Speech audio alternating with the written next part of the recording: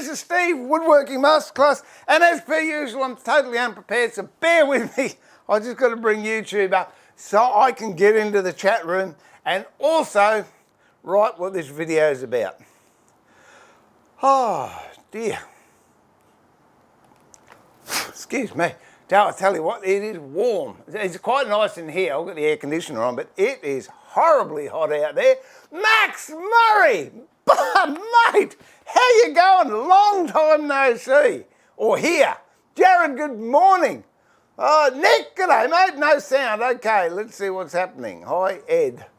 Have we got sound now? What's going on here? Oh, wait a minute. Let me just double check.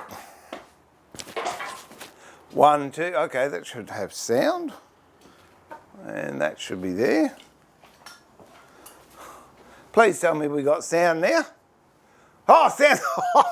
Oh, you had me worried. All right, let me just get this chat out of here so I can have a pop-up. And I've just got to put a description in the on YouTube of what we're going to do, because it's really interesting. I have no idea what I'm going to do. No, that's not true. I do have some ideas. Saving flies, but then we can have a chat now. That's great, Max. Dear, I'll have to ring Theo up and let him know. Hang on, let me just get back here. I'm just finishing off this stuff on YouTube so I can write what I'm going to be doing. What have we got? Where's my keyboard? I've lost my keyboard. Here we go. I'm not ignoring you, I'm just catching up.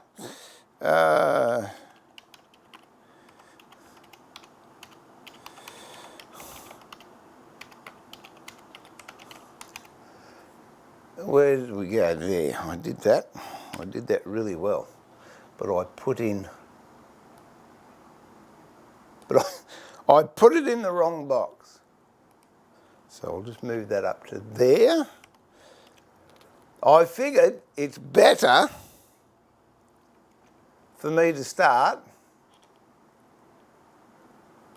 and be a little bit unorganised. And then those of you that know me know that organisation is not my strong suit. But I do get stuff done.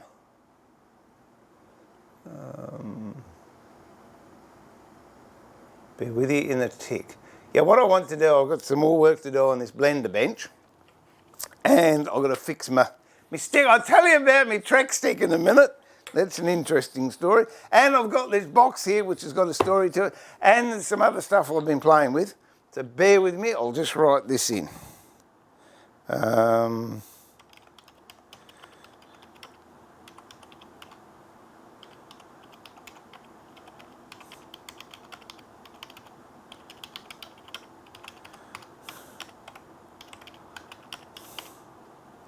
You don't spell.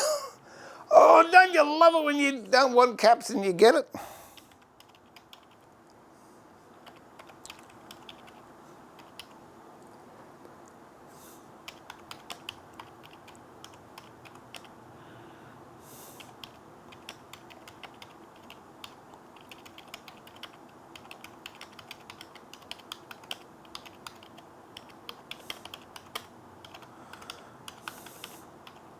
So there's two reasons why I'm doing this now. One, I can't find out how to get it through YouTube. Now I've gone to this new better setup they've got up. Beta setup. No, I don't think it's better.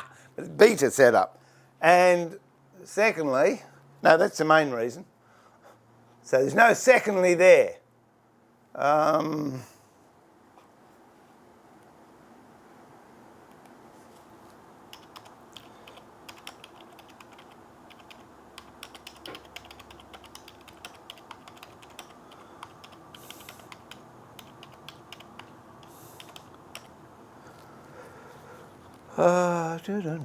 Here we go.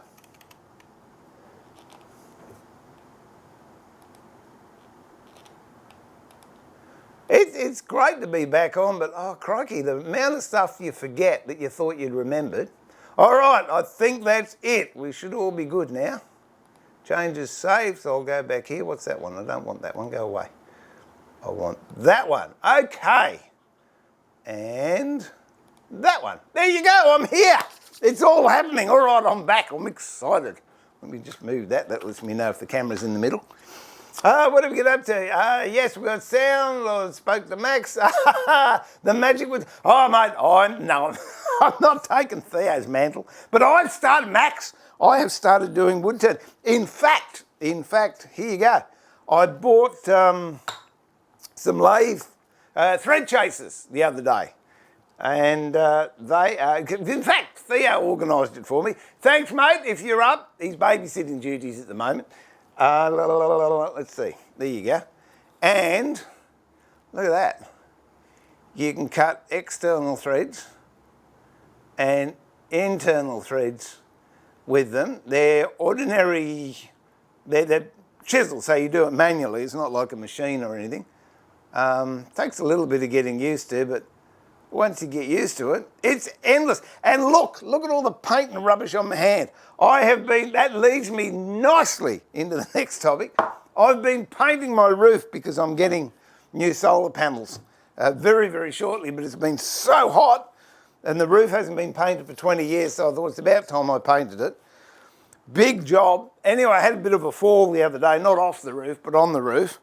So I thought, I'm getting too old for this rubbish.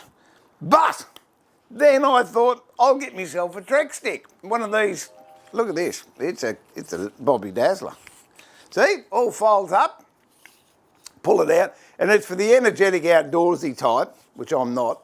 That when you're going trekking, you're just going up a hill or whatever, you slip your hand in there and got your back on your backpack on, and you walk up mountainsides. But for me, it's ideal because I'm spraying the roof. So I've got a spray gun in this hand, 2 feet on the roof, and it's like a third leg. So I can spray, takes pressure off my back, and the theory was it wouldn't slip. However, what they've done, which I don't know if it's a good thing or a bad thing, is, there you go, that's a rubber tip, right? And that's great because it stops. But you can see a hole there.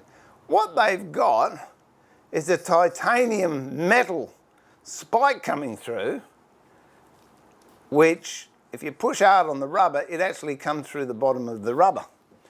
Now, according to the good brochure that tells you all about this stuff, it's there as a safety device. If you're on something slippery and the rubber lets go, the titanium point digs in. If it's slimy rock or something, prevents you from falling.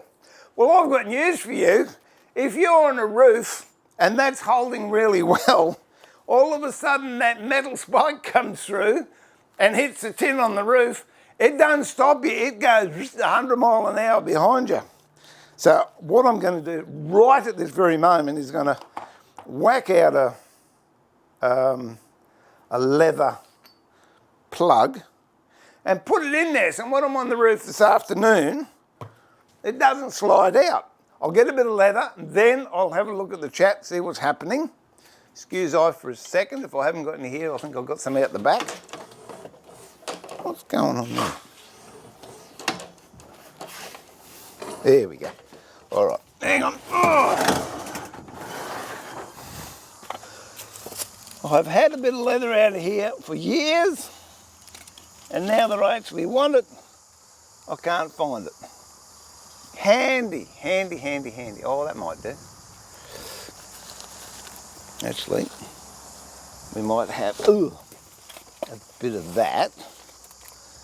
Bear with me. I'll be there in a minute. That's very annoying. That really is extremely annoying. That bit of leather, truly, it's been out there since Adam was in short pants. But evidently, not there now. Oh, no. I've got a big hide up here. I'll rip some off of that. That'll do. Oh, dear. Here we go.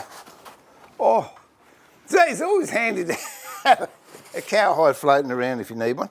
Anyway, let me have a chat to everyone, all and sundry.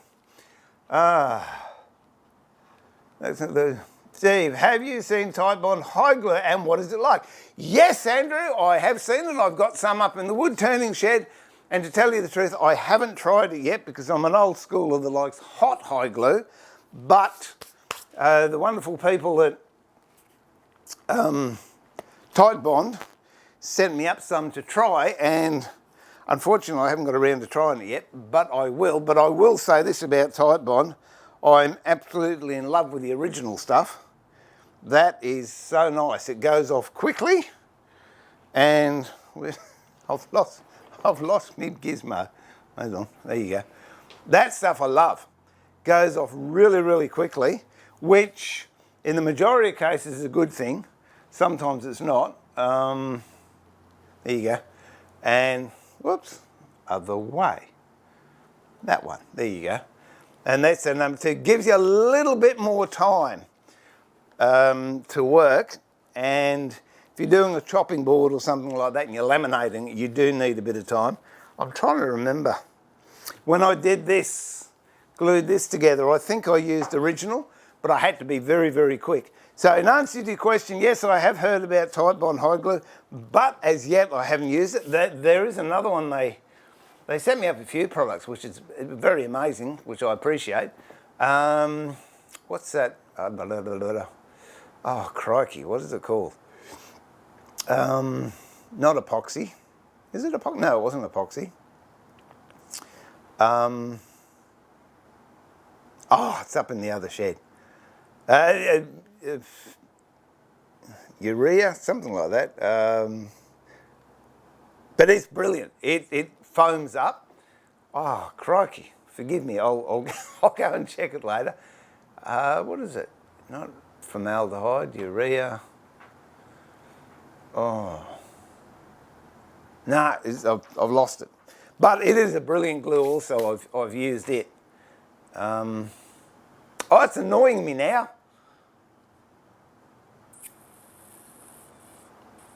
I should dash up and get it because it's annoying me. Hang on. Oh, hang on. Oh, I nearly had it then. You know when you get those things going through your head? No, I'll go and get it. Wait on. Wait a minute. I'll be back. I'll just whip up the other shed.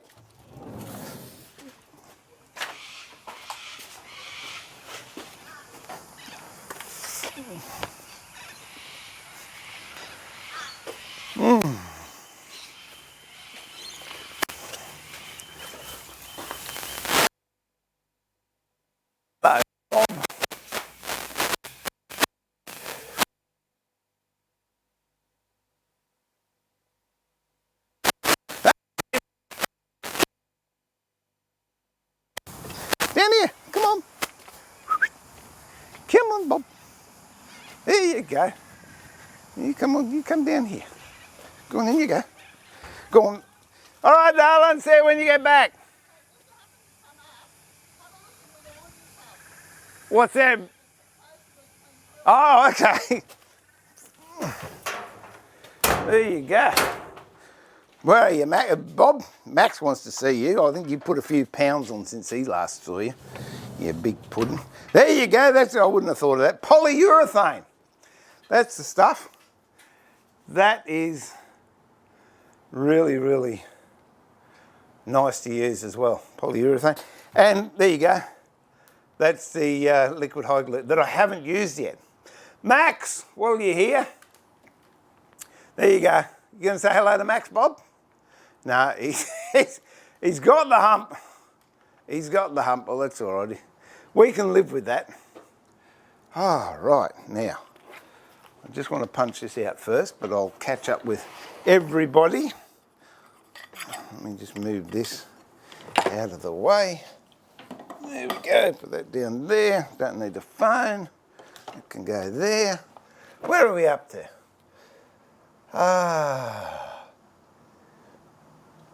Okay, David Smith, hello from Clifton Heights, Cincinnati. Well, g'day, hello from Brisbane, Australia, from me, David. Thank you for joining us. Good evening, Steve from Florida. How you doing? Chad, mate, I'm good. I am good. Thank you very much. And Ed, hadn't seen him for a while. Good. Tugador, is that? G'day. Jan Raw Bernhardstein, best wishes for January from Norway. Well, thank you. And a great year for you as well, Jan, and everyone else is watching and listening. Have a great time. And I hope it's a productive year, but more importantly, a safe year. That's the stuff, Andrew. I should have read that before I ran up to the shed. Oh, it's hot out there. It's got to be 40 degrees. Apparently yesterday in Sydney, which is where two of my sons live, it hit 47 degrees. I don't mind it. If I go out west out in the bush and get timber, it's 47 degrees out there and I can work all day with a chainsaw. But crikey, the humidity, that's what knocks you around. Cass, g'day, what do you think? Aqua Deer? Look, I was an admirer of Aqua Deer for many years. In fact, decades. And then I was asked or challenged, if you like, to use Tight Bond. And the thing I love about this, the original, it doesn't creep, whereas you'll find Aqua Deer, whether it's, it used to be called Tradesman's Choice, I think it's called External now, is it has a creep effect to it, not as bad as Aqua Deer, but it does. And if you do a job, I've got furniture that I made 20 years ago, 30 years ago in the house, and if you run your hand over it, you can feel a glue line, whereas I've been told or advised that this original doesn't creep, and luthiers love it because it goes off quick. And to date, I must admit I've only been using it for about 9 months. I haven't had creep on this one. I've done one job, here you go, I've done one job gluing up. Oh no, I used that on that, didn't I? I'll just rub my hand over, see if it's got any creep. No creep. That's the thing I love about high glue, there's no creep. The difference between high glue and this stuff, I guess, is this has got a bit of elasticity into it. So if you're going to be gluing something together that's going to have a bit of movement in it, that would be preferable to high glue. But high glue, I guess, is still my main choice for furniture, veneering, marquetry and what have you. But if I've got to use a wet glue, a high PVA type, that's the one I like using now. Oh, so there you go. Steve, I finally got myself a small shed that I'm slowly putting up. Hi, Sue. Hi, Bobby. Big Pats. Yeah, Big Pats. He needs big Pats because you're getting big. Today he comes in the bedroom when I go to bed at night because the air conditioner's on. And then about 2 o'clock, when he realises I've turned the air conditioner off, he wants to get up and go to his own bed, which means I then have to get out of bed. Oh, dear. Now, yeah, we're talking about you. We are. We're talking. No. Don't you start getting all thingy. So what I want to do, first of all, I'm going to fix this walking stick so I don't fall off the roof again. Then, excuse me, I'm going to do a bit more work on the blender bench. Those of you that have watched the last couple of streams know what I'm talking about. And for those of you who don't, I will explain. I'm just making a bench for Susie for the kitchen. Hang on, let me just whack this out. Oh. Hang on to your ears.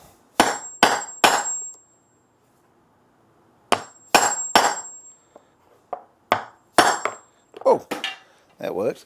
Ah, dear. We've got, that will fit under there.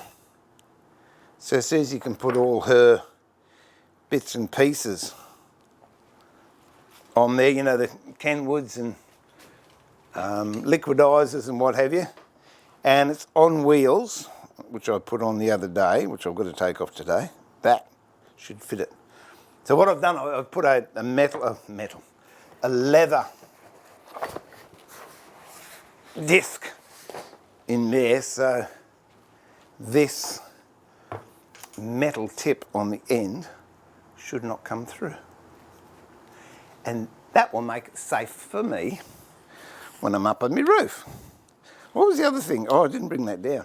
Got this great sort of safety belt thing, because most of the roof is fairly safe to walk on, because I've got bullnose verandas most of the way around. So if I did have a fall and I slipped off the roof, I'd end up landing on the flat part of the bullnose veranda, but the end pieces of the roof don't. So I thought, best I get a safety harness. So I bought a safety harness, and you can have a rope that just leaves you dangling there. But this thing, it's great. It's like a car seat belt.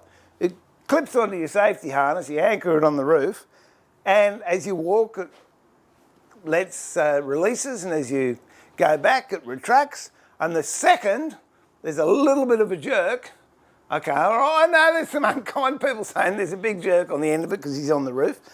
It locks up like an inertia reel seatbelt.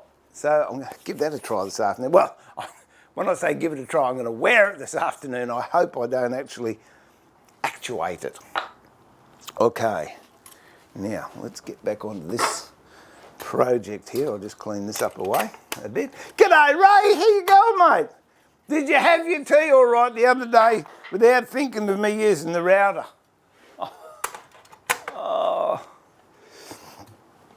Oh dear. Oh, and that's the other thing I've got. Is I've got 10 of these I've got to make. So I've got most of them done. So in the coming streams, I'll be working on these. They're all in different stages of completion. So we'll get that done and out of the way. What I want to do is put holes in this blender bench so the spindles can fit in. For those of you that have missed it, I'm making turning the spindles. There you go, Max, I'm turning the spindles on the lathe. And I can guarantee there will be one the same as the other. That's not meaning they're all going to look the same, it's meaning one of them is going to look like the one that it is. But from a distance it doesn't matter, and my dear wife doesn't care, providing she's got somewhere to put all the bits and pieces. All right, we don't need that. Oh, I'm going to round this over, and I'll show you how to get rid of ugly things that, that's what I was going to do. I was going to go and get my mask, because those of you, I don't know if you watched the stream I did a couple of days ago, but I was using the router, and the dust, the next morning I woke up, my eyes were all swollen. Oh, it wasn't a good look. So anyway, okay, now what am I doing? That, I've just got to go and turn those two cameras on, and then we'll be cooking with gas, as the expression goes. One can go there, this one can go here. It's telling me my hard drive's full, but I don't care because I'm filming on a, I just got to sync these two cameras. That's it. All right, what are we going to do? Take the wheels off this one first. Okay, so this is a blender bench. I put these wheels on here. Oh, it was Friday, was it? Hey, Roy, welcome back. It's getting back to old times, isn't it? We're getting the old crew back together, plus some new blood. Lovely stuff. So that is beautiful timber. I'll get you a close-up of that. I don't know if it'll actually show the grain to full potential. Let me take that off and go for a wander.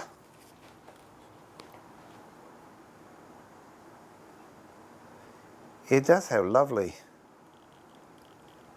grain on it. And then when you wet it, it darkens. What I'm actually going to finish this with, and again it's up in the other shed, is a floor polish, which is durable and hard wearing, whereas if I just use a lacquer or something like that, it wears through and it's not as durable as a floor finish. What I was talking about before, we will do these as well, is when you're using a router to go around something, your external corners are fine. Let me show you that. Close up, there you go. Yeah, the external corners are fine because they're fairly square. There's another one there that just comes there and there. But your internal corners, what you get is this round, which I don't like. So what we're going to do is pull those in so we get a nice square in there, and then we'll sand it so it'll look like a better joint. The other way you do it is if you run the router along here before you join it, and then when you join it you'll get a crisp corner in there, but I didn't. I joined these and then routed them afterwards.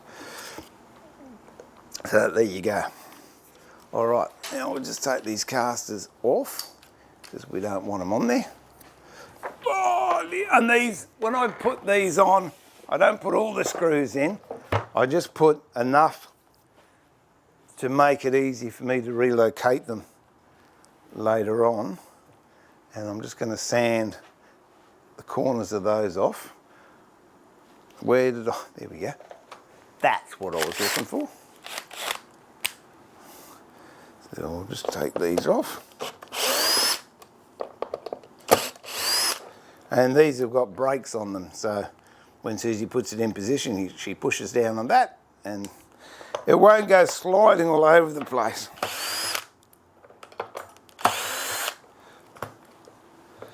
Oh dear, I'll just drop the screw. Where did that one go? I know, I'll take my boots off, I'll find it. Huh. No, doesn't matter. Sure be right. Oh, where are we? John Johnson, happy hogs. Oh, listen, well, that's appropriate. If this is Groundhog Day, my life's Groundhog Day. When we aren't great on matching spindles by hour, you can always take measurements every inch part down to that. Yeah, that's true, Miles. I agree that. I agree, but I've got 14 of them to make and I don't have a year to do it. So I'm just whacking them out. And as it is, I think they're taking me about 15 minutes each. So I don't think I'd make good money as a production turner. And I do actually have a copy lathe in the shed next door. But the finish you get off it is very ordinary and you spend more time sanding than you do turning. So what I found is if I use a skew chisel, which they tell me isn't the easiest chisel to use, and if walls could talk, the walls on my wood turning shed would attest to that. But I've persevered and ruined many broad feet of timber or cubic metres of timber to get to the stage where I'm reasonably proficient at it now and only botch every second one instead of every single one. And I find if I turn the spindles using the skew, my sanding time is really cut down a lot, which is good.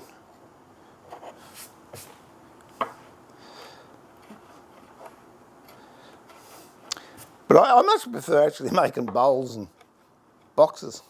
But this is a job that has to be done, so I'd better do it. All I'm doing now is just taking where I put the screws in, it's pulled timber up, so I'm just knocking that off to make it a bit nicer. Okay, now I think I'll sand that. Steve, can you keep the wood turning bit as I got a fright when I was a kid and never again would I do anything? No, look, it's fun.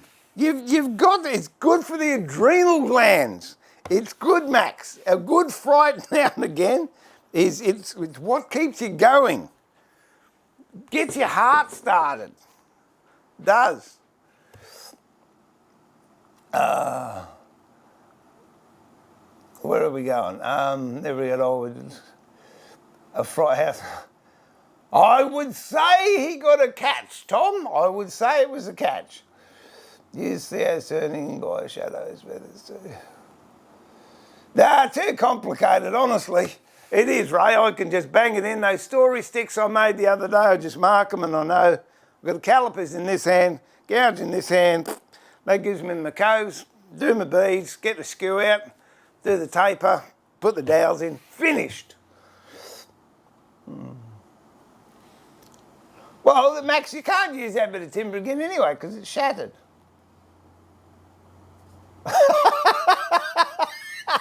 Tom, you're a man after my own heart.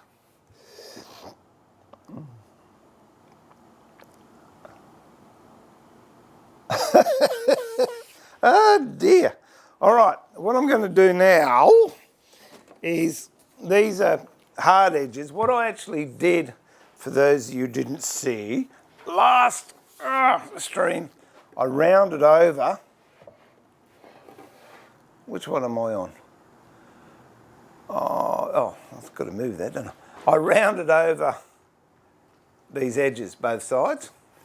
On the bottom, I didn't. I just rounded over the top, so this edge is sharp. So I'm going to round it over using the sander, then sand the whole thing. Same with this. And then this is the middle shelf, I think. I'm hoping. Hang on, let me double check. Yeah, that's the middle shelf. So what I'm going to do is drill all the way through where I want the spindles to sit using a Forstner bit, which is a 1 1/4 inch, I think. There you go. A 1 1/4 inch Forstner bit. Drill all the way through. Then I can use this as the pattern, put it over the bottom, because drill all the way through here because I've got a spindle going up and a spindle going down. So the through hole's okay.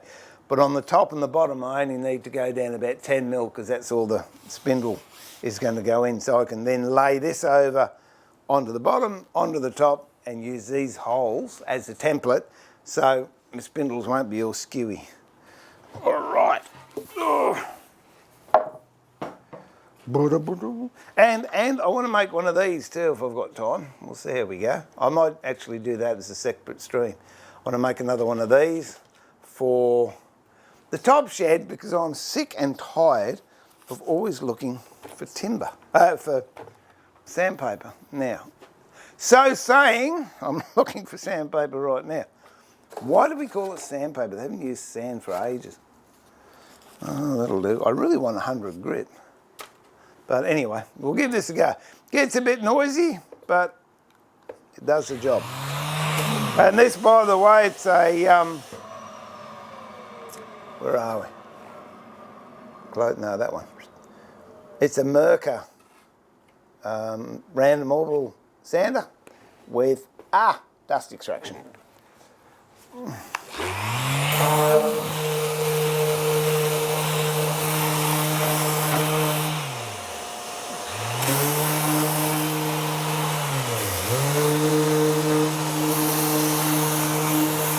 All I want to do is just take off the sharp edges.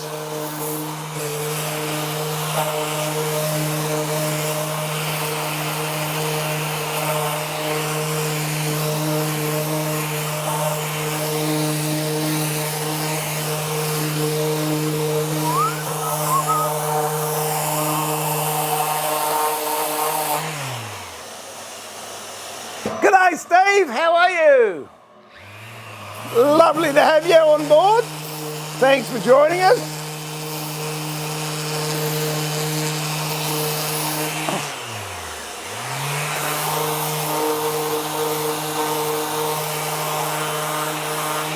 Which plane in particular? Which one do you like?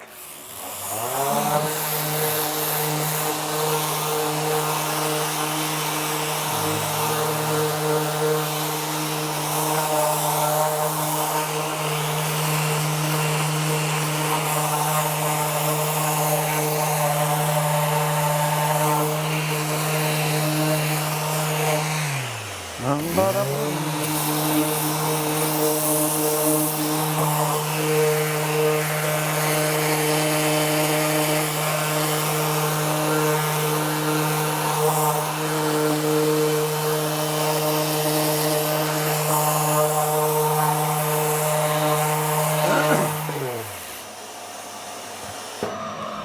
one, yeah, that one's lovely. It's Lee Nielsen. Hello, Anthony, if you're watching. What have we got? There you go. Lee Nielsen ductile bronze. It really is a gorgeous plate, and it's heavy. It really is nice and heavy to work with. So, good choice. Good choice. Ouch. I'm looking forward to getting in and starting to use them again too.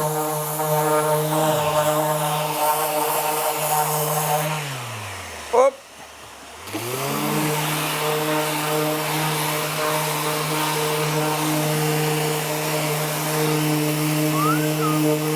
I had a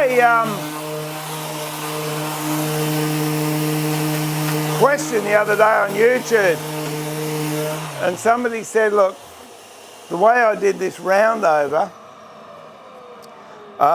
it gets too expensive because you have to have so many router bits to do it, different thicknesses of timber. That's not true. I think I've got 4 different sizes, 2 from a 1/2 inch shank and 2 for a 1/4 inch shank. And all you do is you round over the edge, excuse me, and then if they don't meet and there's a flat, whoop, and there's a flat spot between the 2 roundovers, you just blend them together like that using a sander. So you don't need as many router bits as you might think.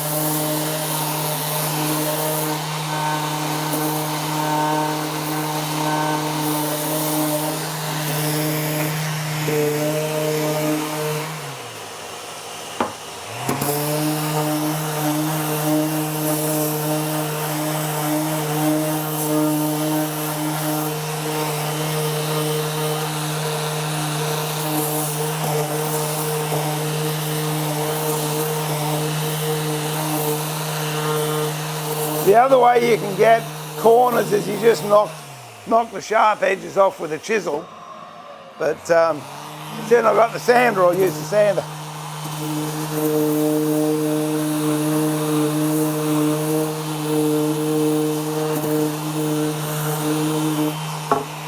Whoop. Am I still in shot?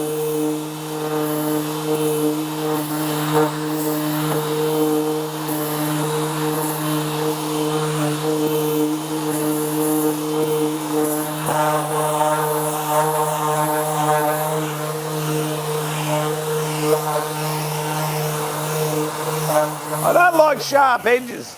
If I'm doing something and it has to be precise and square, that's fine, but on normal stuff I'd much prefer smoother, more linear lines.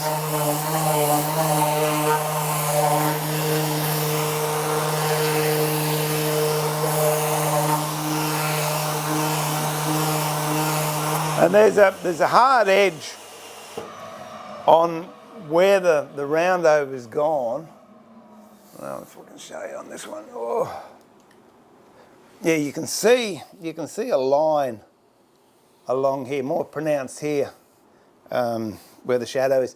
And that's where the top part of the router was going, but you don't want to go any further down because you'll end up cutting that surface and getting a line. Now, if you want that design, that's fine, but if it's something you don't want, it's a bit of a nuisance. So what I do is then round that over and we'll get rid of that line.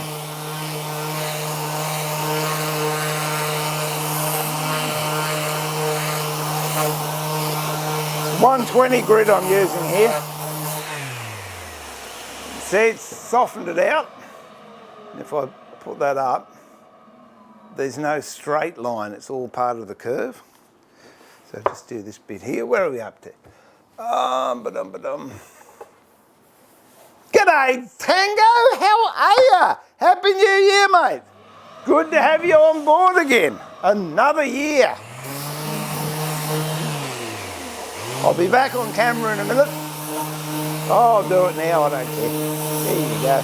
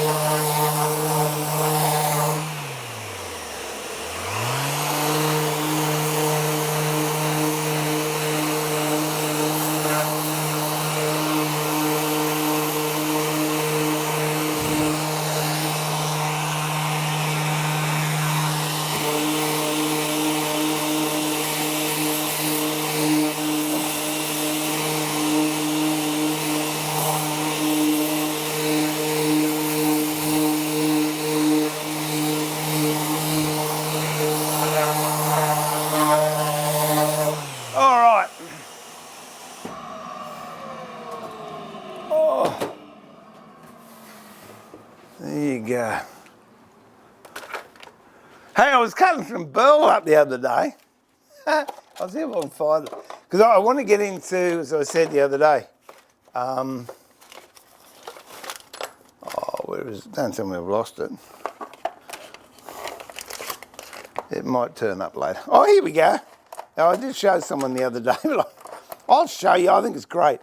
I cut this burl up to make a box out of it. What are the sticky keys? Do not turn on. Well, what am I hitting? Where's... I don't want that. There you go. Something just came up. And I cut this up. Don't you reckon that looks like E.T.? It was just a slither I took off the burl. So I'm going to put that in some resin. I reckon it's just cool. I like that. Here's my E.T. burl. What are we up to? What are we doing here? The Mercasanta brand is good. Never used the same. Yes, I used to use another brand that I won't mention. And to me, the Merca's much better. It's lighter. The thing I like about the Merca that the other brand didn't have is it's got an on-off switch. So I can turn it on or I can turn it off, whereas the other ones, they're on all the time. And as soon as you hit the thing, they run, whereas this one, you can actually turn it off. Now, excellent. In Australia, Japanese Tools Australia carry the Merca brand. So you can give Christian a ring, Japanese Tools Australia, and tell him you saw me using a Merca sander. Okay, what we might do now is I'll show you how to get rid of this ugly looking bit here. Let's see if I can get a picture of it. Let me see. This is all, oh, look at that. That's it. I want to clean that up. Now, no, it's not going to be that one. It'll be that one. There you go. Now, I would prefer to use a number 2 carving chisel, but I understand not everyone has a number 2 carving chisel, so I'm just going to use an ordinary chisel. Well, not an ordinary one, it's an extraordinary one. It's Harold and Saxon jobby. And what I want to do is just draw a line up there. You know, I buy, I don't know, boxes of pencils, and I don't know if the grandkids are knocking them off or what, but every time I go to get one, guess what? There's none there. What's that one? That'll do. Hey, box of pencils? No, nothing in it. Box of pencils. There's 4 in it. So anyway. Now, I'm going to draw a line. No, I might use a square actually.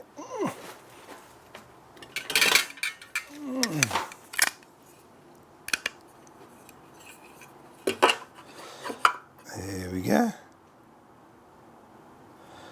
I'll draw a pencil line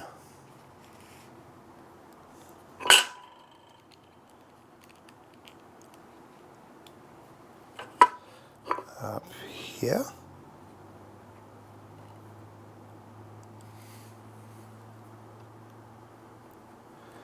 And one down here.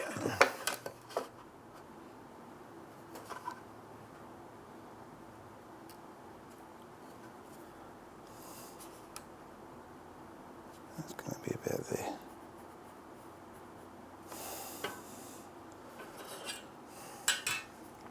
So there you go. Pencil on there. And what I'm going to do is just take it out with a chisel into that corner. You can't see that, can you? Let me see if we can do it this way. There you go. Just take it ever so it's a little bit at a time.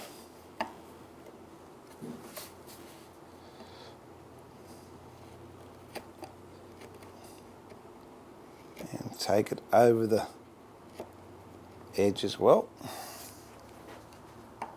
And come in and take that rubbish out.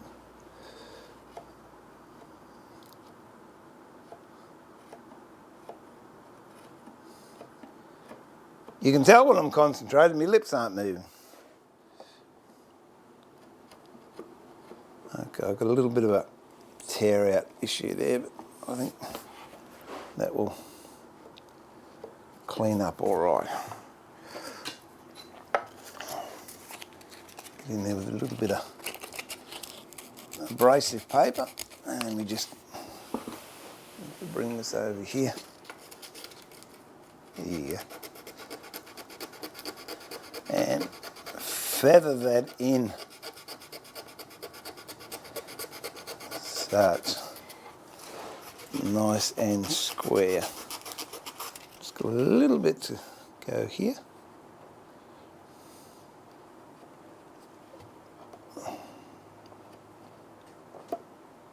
It really does, it makes so much difference, and it doesn't take very long to do. But it just adds a little bit of finesse, I suppose you could say.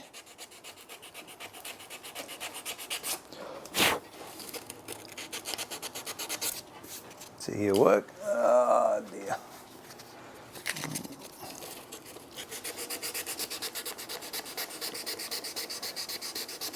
Professionalism, that's what I mean to say. Adds a little bit of professionalism.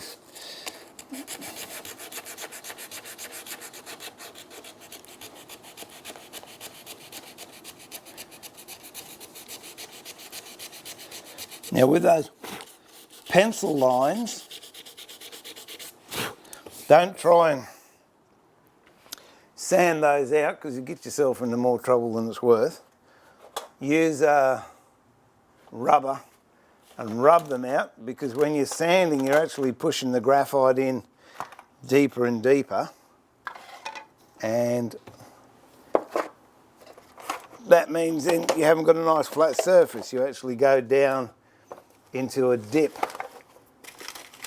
Whereas if you use a rubber, the rubber picks up the graphite and takes it off and doesn't affect the timber adversely, and that's the result you get. So it's a nice sharp 90 degree instead of that rounded looking sort of thing. And that there, that's shadow. But that's how you clean it up to make it look professional, as they say. All right, I've just got this corner to do. And then we'll go back to the other middle one and drill some holes. There you go. No, you're not going anywhere, Bob. You're staying here. No, Bill, there. What have we got? Boom, boom, boom. Steve, if you have the air available, I adore the Dyna braids. If you need electric, Dyna braids. I used to use air sanders, but I think they were Shimano. I haven't heard of Dyna braids. I had a business partner. We had a furniture manufacturing operation years and years ago, and he always used to say, I said, why don't you use the electric? No, the air sounds better because it doesn't cost anything to run. How do you figure that? He said, because it runs on air. Till I explained how much electricity the compressor was using, but anyway, takes all types. It's good, isn't it? Oh dear, wait a minute, let me just do this bit here and then I'll be with you. What are we up to? Hi, Louise Lennon from Ipswich. Is that Ipswich, Brisbane type Ipswich or Ipswich, UK type Ipswich? And thank you for liking my work. Oh, hang on, let me just get this and do this.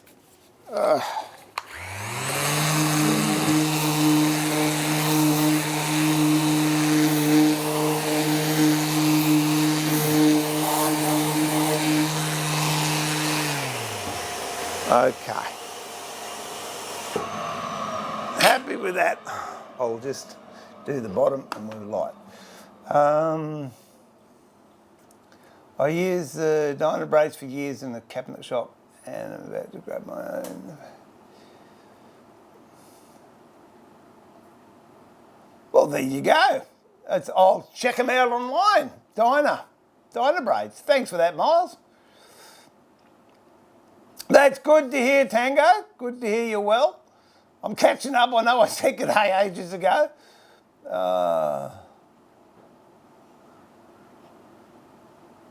E.T.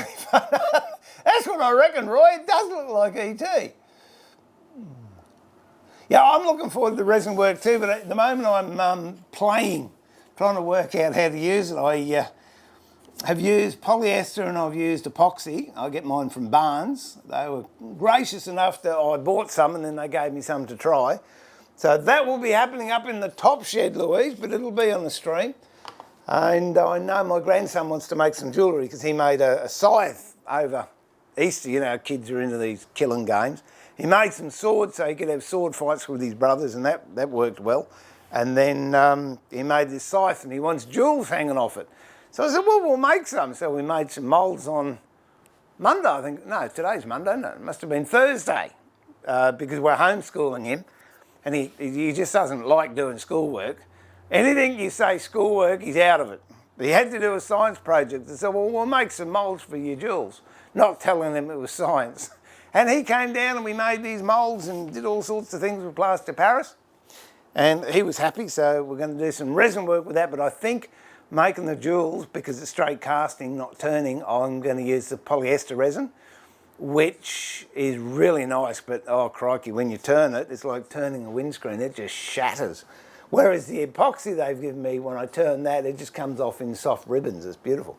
Like peeling a banana it is.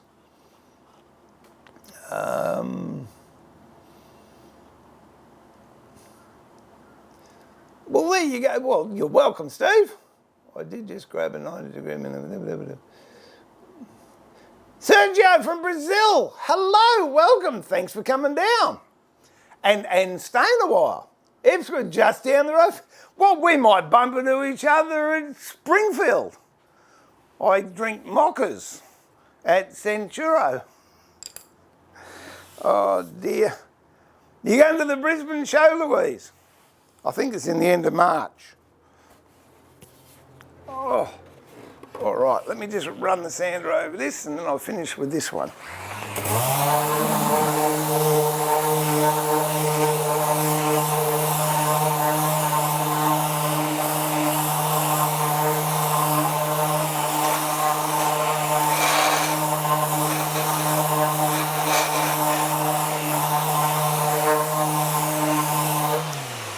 Yeah, come to think, I've got a few friends around Ipswich way. Alan, where's Alan? I haven't seen Alan for ages. And I've got a cousin, well, my wife's cousin lives out there. Sorry, mate. At Riverview, I think. Okay. Oh. Now, this one here. Same thing, we might just knock that corner out, like I did before. Bob, you're going to die out there in the heat so you can stay in here. Not only that, there's no postman in here. Although he's been good lately, I must admit. He's been behaving himself.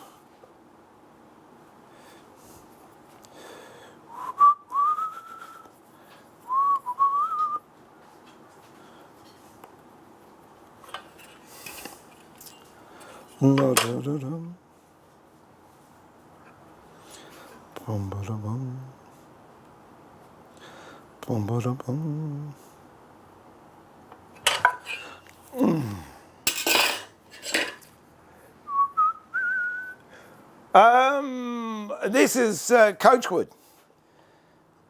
It's peculiar to Australia. This is New South Wales coachwood. There is one that you can get from North Queensland around Cairns, which is called Northern Coachwood or Satin Sycamore. Much the same in appearance except for the colour. It's more of a reddy brown, whereas as you can see this one's a cream. And it got called coachwood because there was a coach company in America, there's Wells Fargo and what have you, but in Australia the coach company in the very early years was Cobb & Co.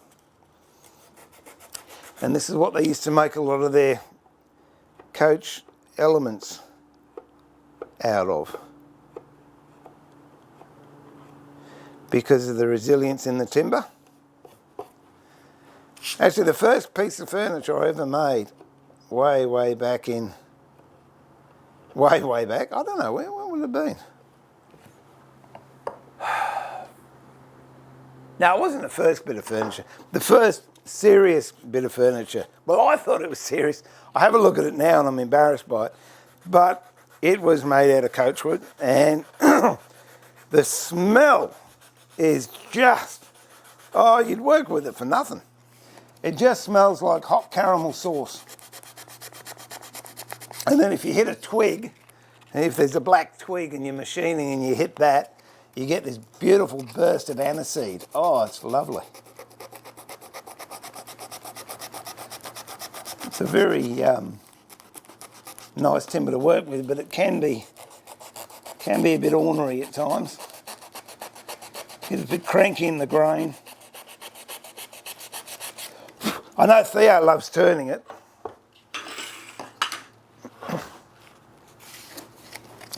But I don't know if I don't think it's cut commercially anymore in New South Wales.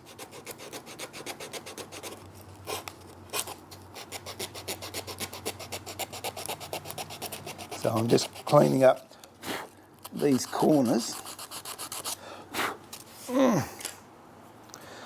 And then I'll lay out where I want the spindles to go. Oh, excuse me, look at itchy eye. Ah.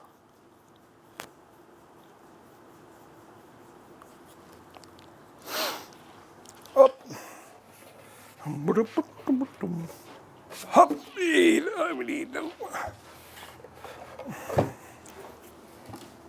I've got some white oak here.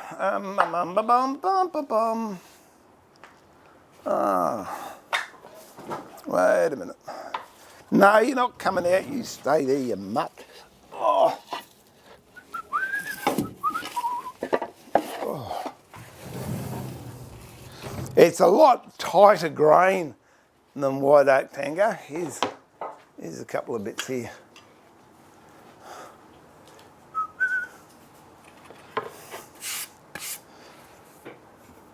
So you got the medullary rays in oak that you don't have in this stuff.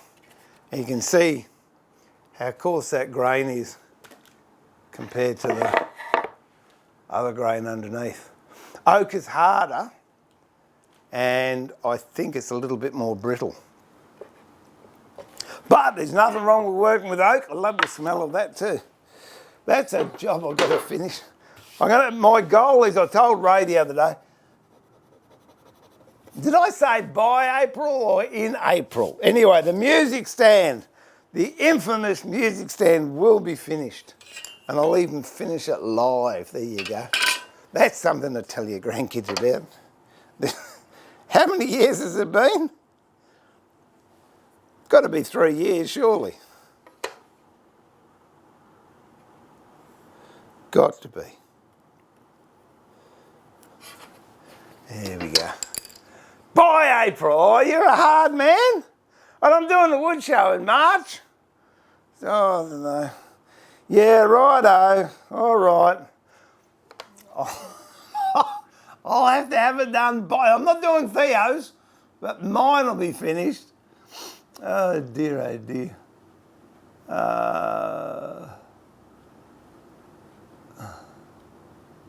I don't know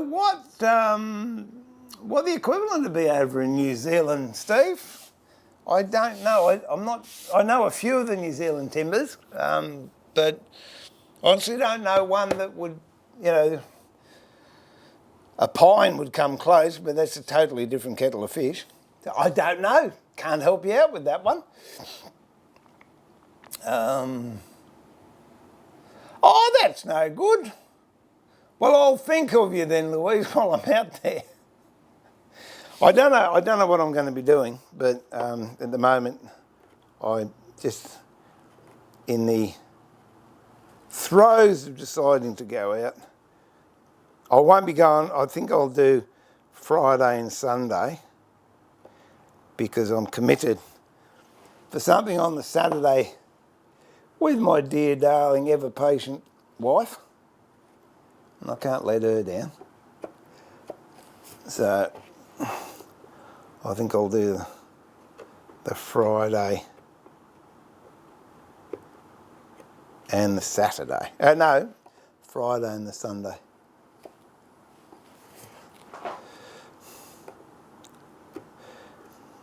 Oh, that's what I hate it with this stuff. It just took a chunk out, but that's all right. We'll clean it up.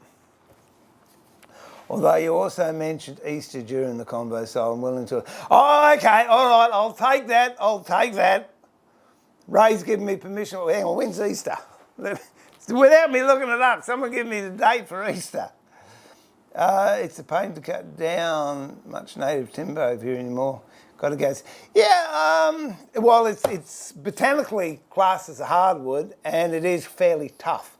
There you go. I wouldn't say it was super hard, but it's tough. But it is what do they call it? Biomathingid. Botanically, that's what I want to say. Botanically, it's a hardwood. So it comes from the dicotyledons brand, which means it sheds its leaves. They're a beautiful tree too. Oh, it's a gorgeous tree. There's a place in New South Wales, and I think it's called Coachwood Gorge or something or other, and it's in the Washpool National Park if you're ever up that way, and there are just stands of it. Oh, it's just a lovely leafy tree, beautiful smooth bark on it, big generous canopy, very nice. Someone tell me when Easter is. Someone did that? Oh, don't worry, I'll look it up myself. It's too hard. Oh, I bet you someone tells me before I find it. Ah, dear, oh dear. Boom, boom, boom.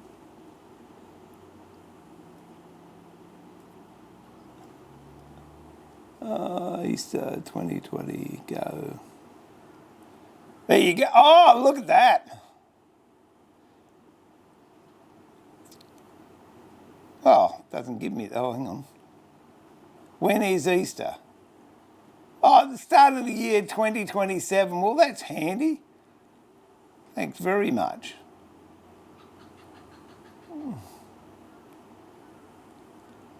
Oh, there we go, 2020. Oh, okay, that gives me an extra couple of weeks. You're on, Ray. All right, by Easter. There you go. I always learn a lot from your videos and live stream. I must find some and have a look next time. Yeah, oh, just drop me a message if you're over in Queensland area and I'll hook you up with some, but I don't know. I guess you can take it over. I don't know, it might be a prohibited export or import, who knows. But I enjoy getting salvage timber. I, as you know, like going out west and cutting my own, which I'm wanting to do in February. And if I can't do it in February, I'll definitely do it at the end of March. I want to see if I can get Mike Davies from Record Powder come out. We went out, Theo and Mike and I, last year. That we put a few videos up and we had all these, well, I had these grandiose plans of doing all this stuff out there, and after 6 months of drought, it rained. With all the camera gear was out, all the tools were out, and at 1 o'clock in the morning, the heavens opened up, and I'm running around this paddock in me jocks and socks, covering up all the machines and bringing all my sound gear in. Oh, what a pain. So hopefully we might get a bit of a better run this year. And March, let's hope, no rain, that'd be nice.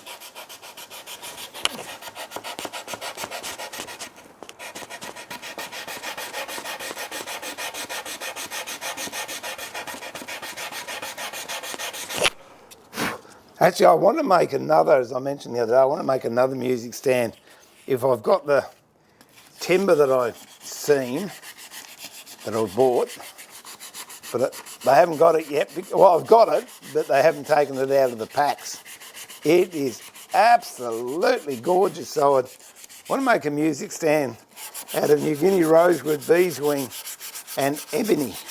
I think that would absolutely look spectacular. There we go, okay. That's not too bad. It's made that nice and square. I don't know, let's see if you can see that. Boom, ba-dum. Okay, so I'm taking that round out and just put a nice 90-degree crisp little corner in there, which is nice.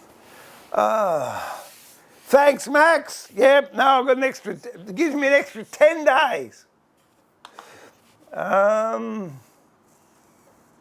What kind of cooling, if any, in your workshop? Oh, I can easily show you that one. This one, whoop. There you go, it's a 6.5 horsepower split system air conditioner. And in the wood turning shed, I've got, I think it's a 5. Not quite as big because the shed's half the size. But it is really nice to have because, oh, if not, it's just, well, as you know, it's no fun at all doing woodwork when it's stinking hot. Whereas, especially when you're, you know, a bit frazzled and things aren't working out. Whereas if it's cool, and then over here, in all the sheds, I've got these things, here, which are water coolers, and that keeps beautiful filtered water at a nice 6 degrees. So if I get thirsty, the good thing about that is, or the dumb thing is, I didn't bring a glass down. This one, I've got a tin mug up in the other shed, but I think I'll survive it. I think I'll survive it. Oh, that's the other thing I bought to go along with me walking. Trekking stick when I'm doing the doing the roof is a 3 litre water backpack with a tube coming out of it. Because what I found was being on the roof, oh crikey, you get thirsty. And then you got to walk up the pitch of the roof and down the other side onto the veranda, grab the drink and have a drink and then walk all the way back. And by the time you've done that, you've lost all the goodness the water's given you, whereas this sits on the back. Okay, I can't use it when I'm using a harness, but that's all right. And just a little tube in my mouth and I'm on there with a spray gun. I look like Edmund Hillary on the roof. And spray, and instead of being really cold, it's really hot. And you're just drinking and spraying and yeah, works good. All right. Now, where am I going to have these posts? That's how it slides in under the bench, because I've got an overhang on the bench this side and that side, so I'll need one there, one there, I reckon one there, but there's one there,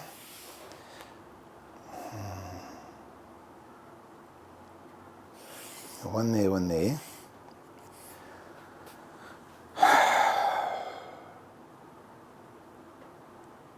I suppose I better have one in the middle here.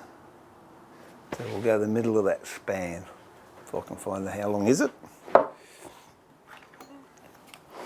Oh dear. I would ideally like to do this on a drill press, but you can't always get what you want. So that's 55, it's going to be there. No, that'll be all right. Okay, we'll put that one there. Because I can get perpendicular cut, but the good thing with a Forstner bit is because they're so wide, you can actually tell if you're going off or you're going on line. And then with this one, I'll go about 3/4 of the way down, and then I'll continue the last little bit just with the normal drill bit and then turn it upside down and that should join the holes together. So we'll make this a little bit more precise than my rough mark outs. How are you doing? It's been a little while. Stephen, it has been a little while, mate. But I'm back and I'm back in the swing of it and enjoying it. As a matter of fact, I think I should call this the stream bench, because the only reason it's getting built is because I'm streaming. Oh, Flash, I bet it would be nice. Yeah, no fun being... Yeah, that's true. Hey, Susie, I've got another few sheds around the place, and Sue wants another sewing room. Sewing room's bigger than my shed, but she wants another one.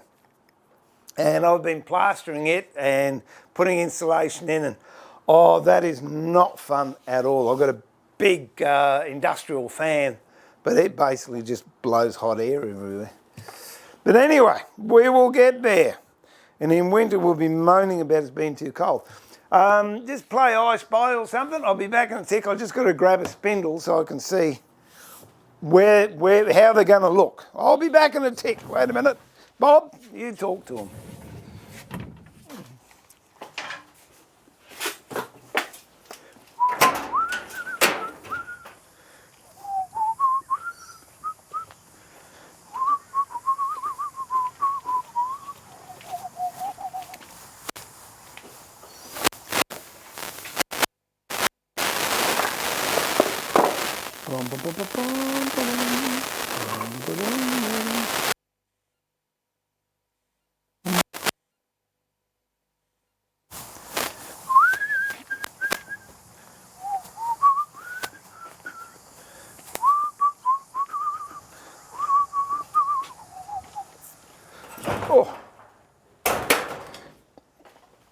Oh, it's mighty warm out there, I tell you. Get on, no, come on, no. Come on. You're getting, what do they call it, abandonment anxiety, do you, Bob? I think it's more so you think I'm going to have some food and you won't have any. Okay, yeah, that looks good there. Okay. Okay. So, I'll just mark this out. And the good thing with this, doing it this way, you've only got to mark it out once.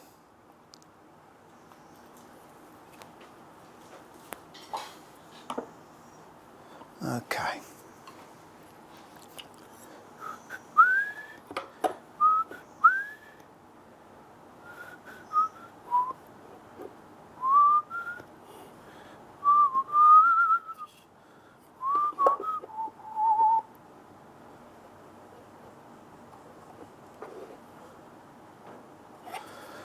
Oh dear.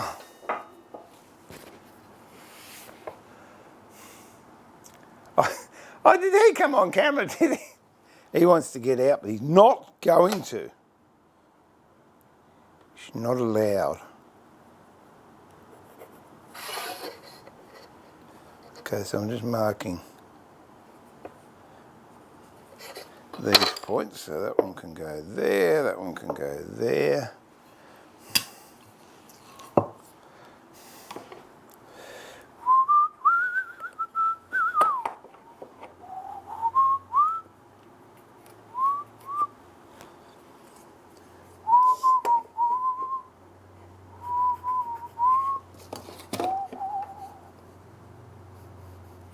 Oops.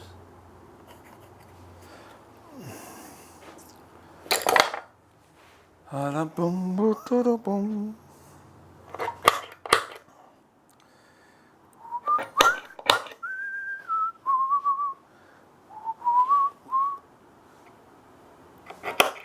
These are a great thing, these amble punches. Don't look up there. There you go. These things here, you just push them and there's a little spring and a hammer inside, so when you push it, it gives you nice marks. Excellent idea. Oh. No, Bob's disgusted at the moment. He's not chewing any timber at all. He has in the past. He has taken quite a liking to ebony, which just goes along with his normal expensive tastes. And basically anything with hide glue on it, he's happy to eat.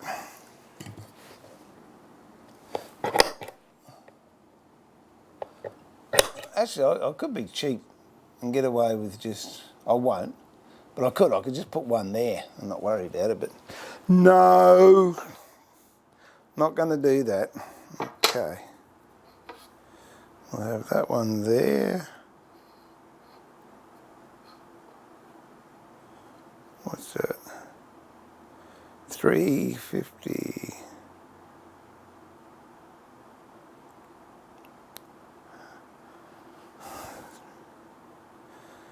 $350, that's 25, 175, which is going to be there. So it means that one right there. And that will do that one.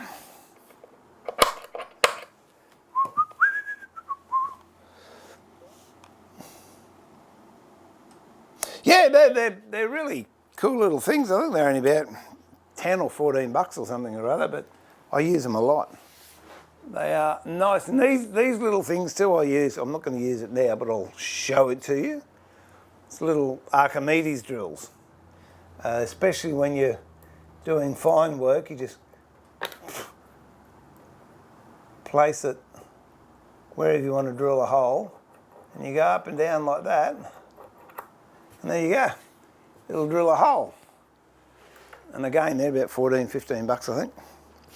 Okay, let's see. Should we do it? I don't know.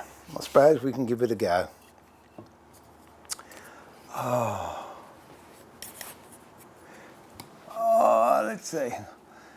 Steve, it's good to see you back streaming. I've seen you stream recently, but always.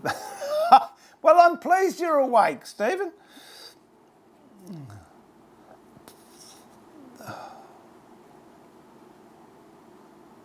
The other thing you can do with silky oak, Louise, which I've done, I don't know where it is, I've got it somewhere. You used to be able to, I don't know if you can still get it, cement dye. And you get brown, black, yellow, red, what have you. And I used to use the black stuff and mix it with plaster Paris, and that black, you know, black really isn't a colour. You can have a blue black, a red black, a green black, or whatever, and it's so dark it looks black, but when you actually refine it or put a transparency on, you'll see it's not a black, it does have another colour to it. And the black cement powder was green, and I remember on some Northern Silky Oak I mixed some up with plaster Paris and put it in and then sanded it back or rubbed it back, and it was this beautiful olive drab green colour, and oh, the Midori Rays and the Silky Oak looked absolutely spectacular. But anyway, that's a story for a different day. Ooh, let's see how we're going here. Adam! Oh, that's all right. Sorry we started before you got here, Adam, but I don't think you missed much. We're just plodding along, having a go. Here we go. Now, if this doesn't work, I'll use a power drill, but...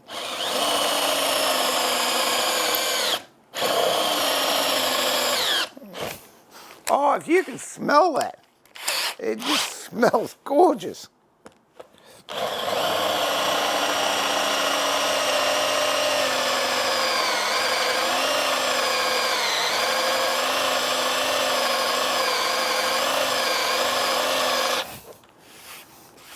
Okay, so that's halfway almost through.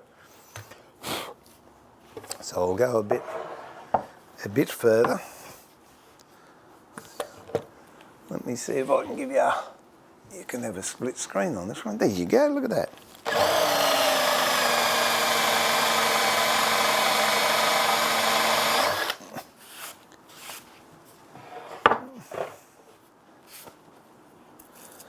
Gets hot too.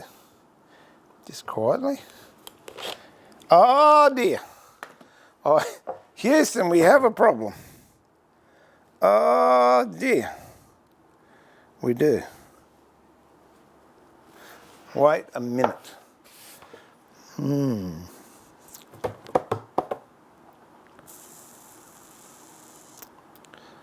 got a problem with that one. So the problem, this is what is wonderful about doing things live. You get problems. That all looks very good, but when I go and drill this one, I'm actually going to come through where I've got those butterfly clips. So I'm going to have to rethink the position of those. That's all right, we'll set it out using this side. That's not hard. We have the technology. It is within our grasp.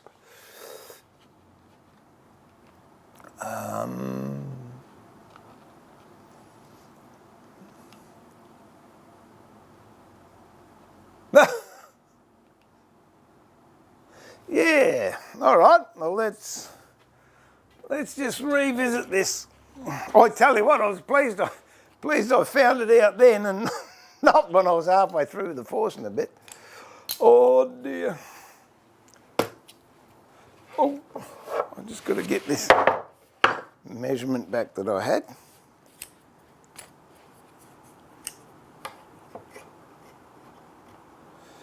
Which is there, which is close enough. Okay. All right, let's flip her over this way and we'll have a look here. Oh, actually,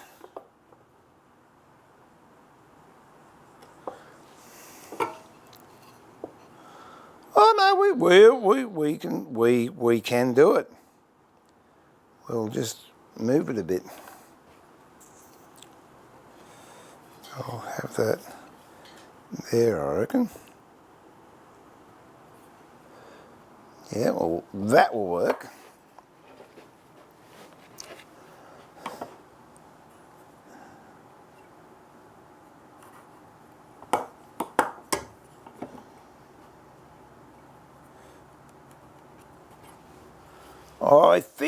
I think we've solved it, Narelle. I think we might have solved it. Yep, We're just going to have to move them out a little bit. So that's okay.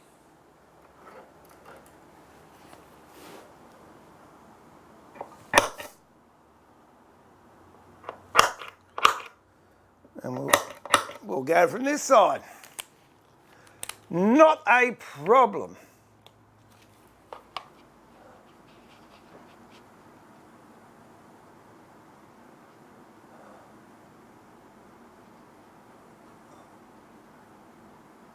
Yeah, you got that right, Steve. There would have been an oh dear moment. And I possibly would have gone, bother. So we'll do it this way. Here we go.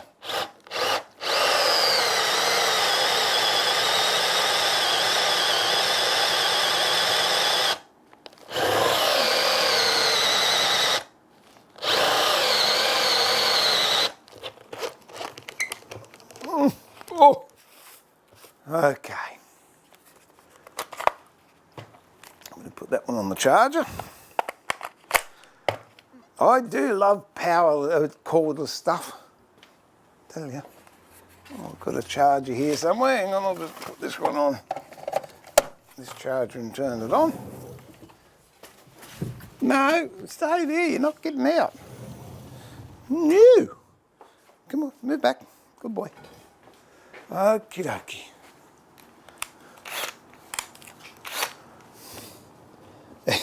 There's one disgruntled hound there. Look at him. He's gone. No, I'm not interested. No, go away. I'm not even going to look at you. That's it. I'm just... That's all right. I'll give him some licorice all sorts later. He likes them.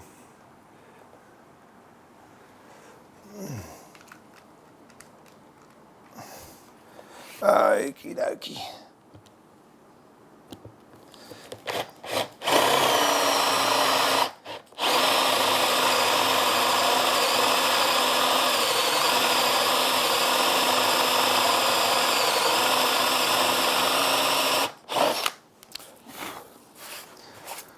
All right. Well, we might as well do these on this side as well.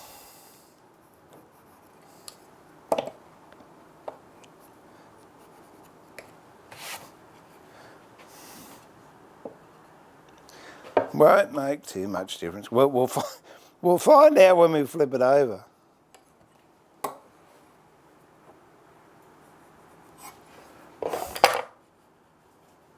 Oh no, that's pretty close to being where the mark was.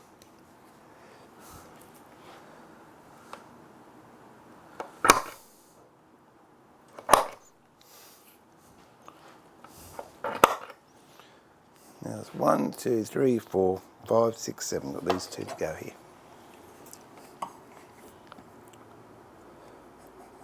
Gee, it's nice to be back. And I appreciate you all dropping in. That's lovely.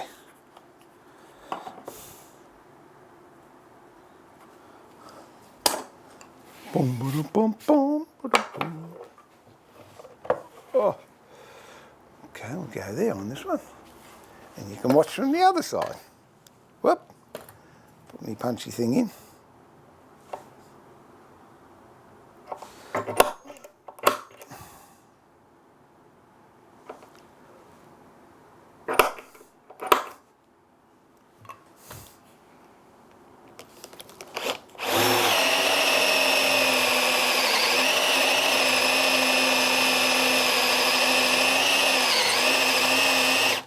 See what I mean? You can sort of move this around, whereas if it was a straight drill and you did that, you'd off on an angle. But once you look at it, okay, if that's level, you must be going straight.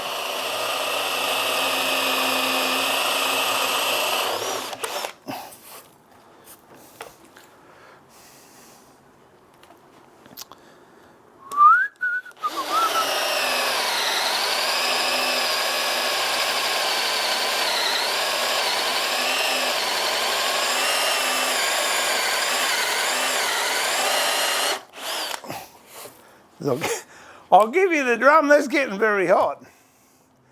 Now what I'll do is change that over. Just put a straight drill bit in there. and then I can come from the other side.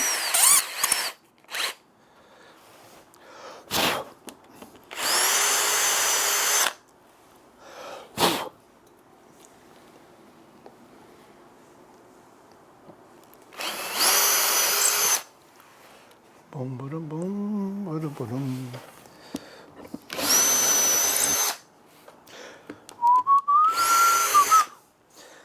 Oh, didn't do those ones. Shock horror.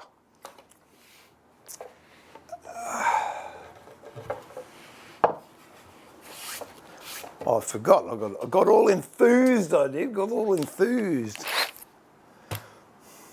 Oh, man, to the Super Bowl. There you go. Well, hey,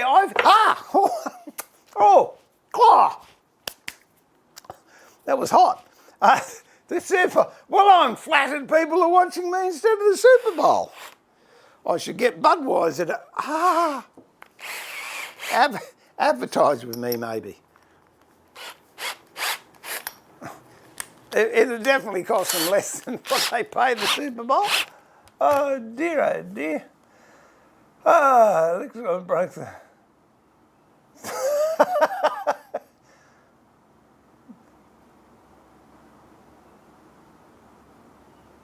I don't know, Steve.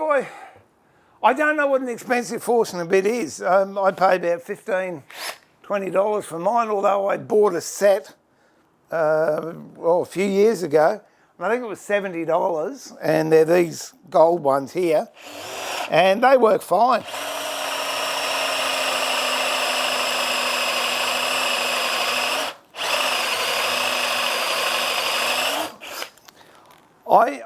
I'm not too sure. See how that's got teeth on it? I don't know if I prefer those to the ordinary ones. I think the, where's a, could they have another one around here? Something, I'll grab you another one.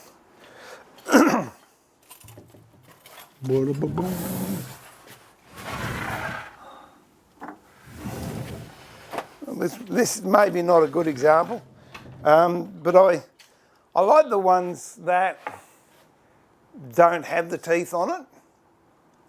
They tend to give me a cleaner cut. But by the same token, I can understand the reason for the teeth, because the wider the bit, the more it's going to have to cut. So I do prefer them to spade bits, I'll tell you that much.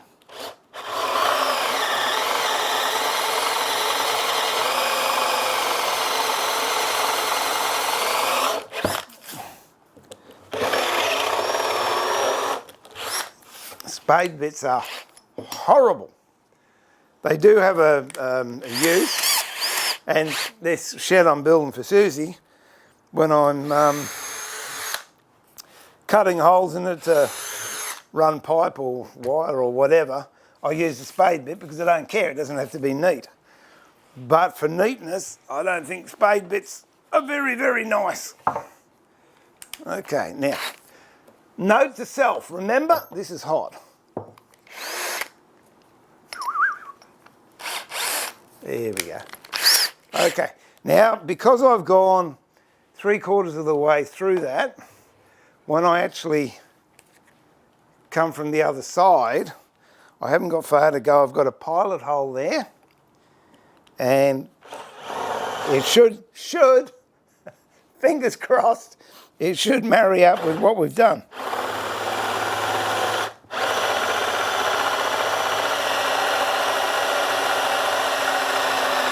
I'm holding my breath at the moment.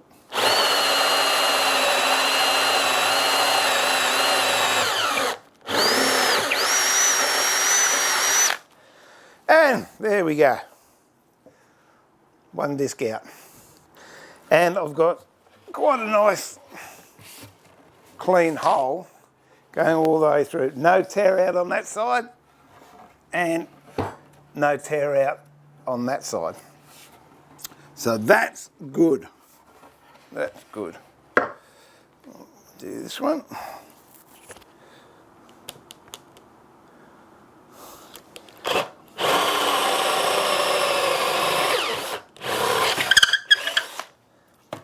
And as you said, Stephen, So much better doing that than having a nasty surprise.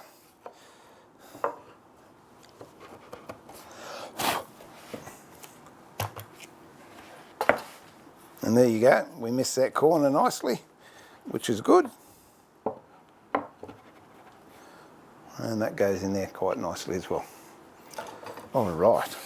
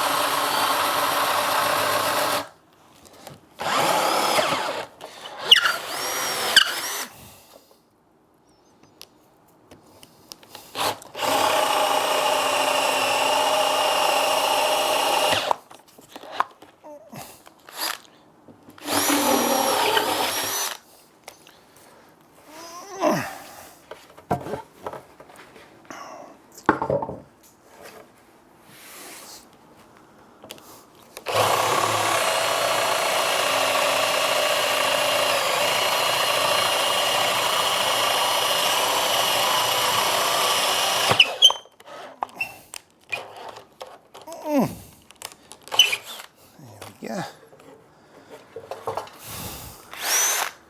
Lucky last with the battery holes out.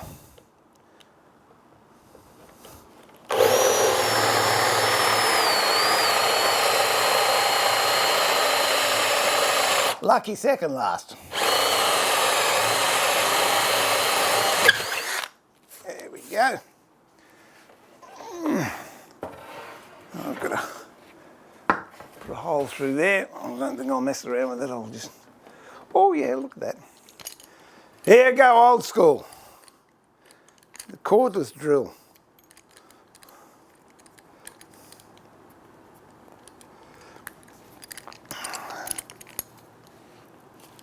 Okay. I was working with someone once and they said, oh, have you got a drill? And this is all I had. I didn't have any to flash stuff. And he said, oh, how well do they work? I said, oh, pretty effective. And he said, oh, I don't know. 2 or 3 turns and he'd gone straight through his job with it. So, well, there you go. That's how effective they are. They don't take long to go through. Ah. Let's take that out and put that back in there.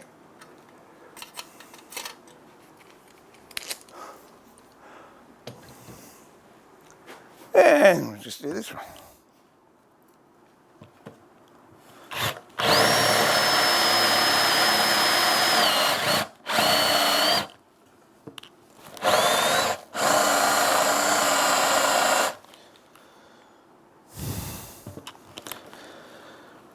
Bit hard to plug it on with.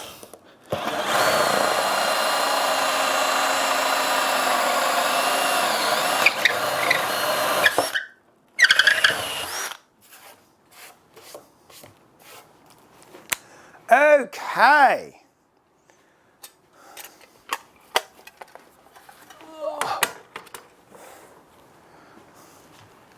Can go there for the moment.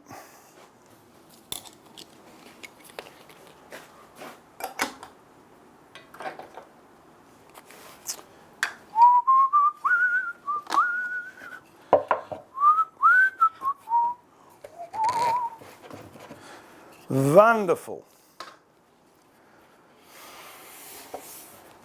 Just get rid of all this.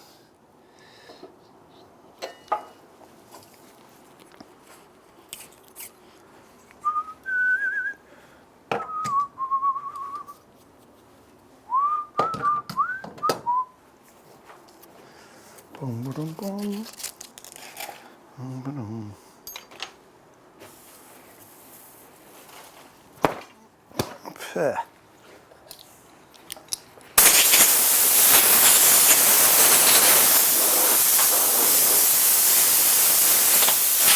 Did you see that? My mouse just flew off the bench. Good on me. Love the RSPCA ringing me up saying, oh, you're being cruel to animals. Oh, and the back fell off. It's all right. It's all working good now. Okay, now I'm going to sand this one. And then we can use it as a template. But what's happening?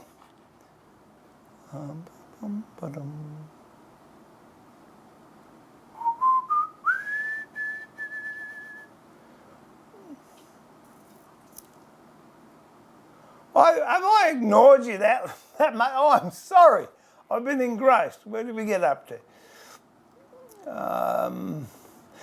Steve, I tell you, Steve Elliott.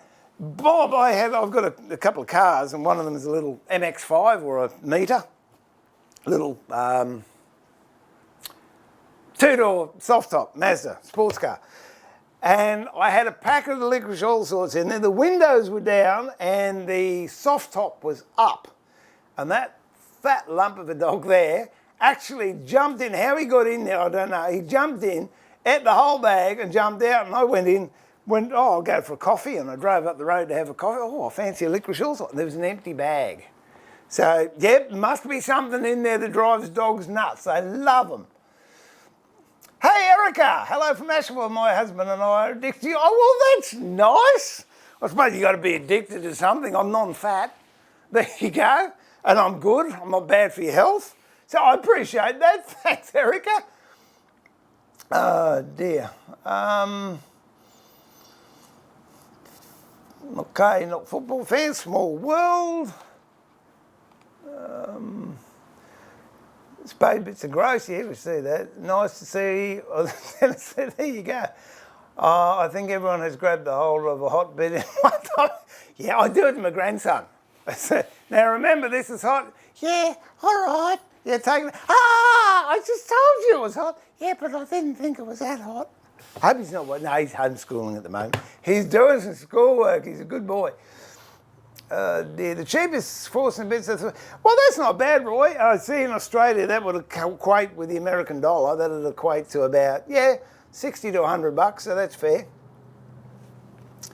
I don't know about the Bunnings ones. I've never used them. I do know I would stay away from Craftsmaster bits if there's any Craftsmaster stuff out there. I bought, I think it was some screwdriver bits, and I was breaking one every screw. So yeah, I think you get what you pay for in a lot of cases. Yes, there is a bit of tool snobbery there. We'll do that. It's tool snobbery, and I've been guilty of that in the past. I'll pay a lot of money for something because it's expensive. I think it's good, and to find out it works no better than a cheaper one. But in a lot of cases, it's the steel that goes into, especially cutting tools. I got one of those old school drills this past summer. Oh, Stephen, you love it. They are great. I love them.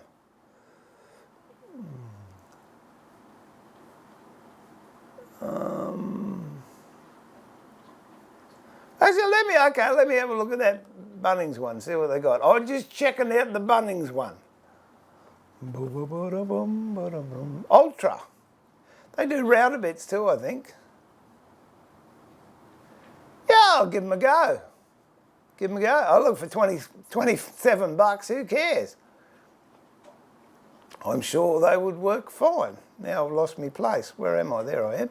There you go.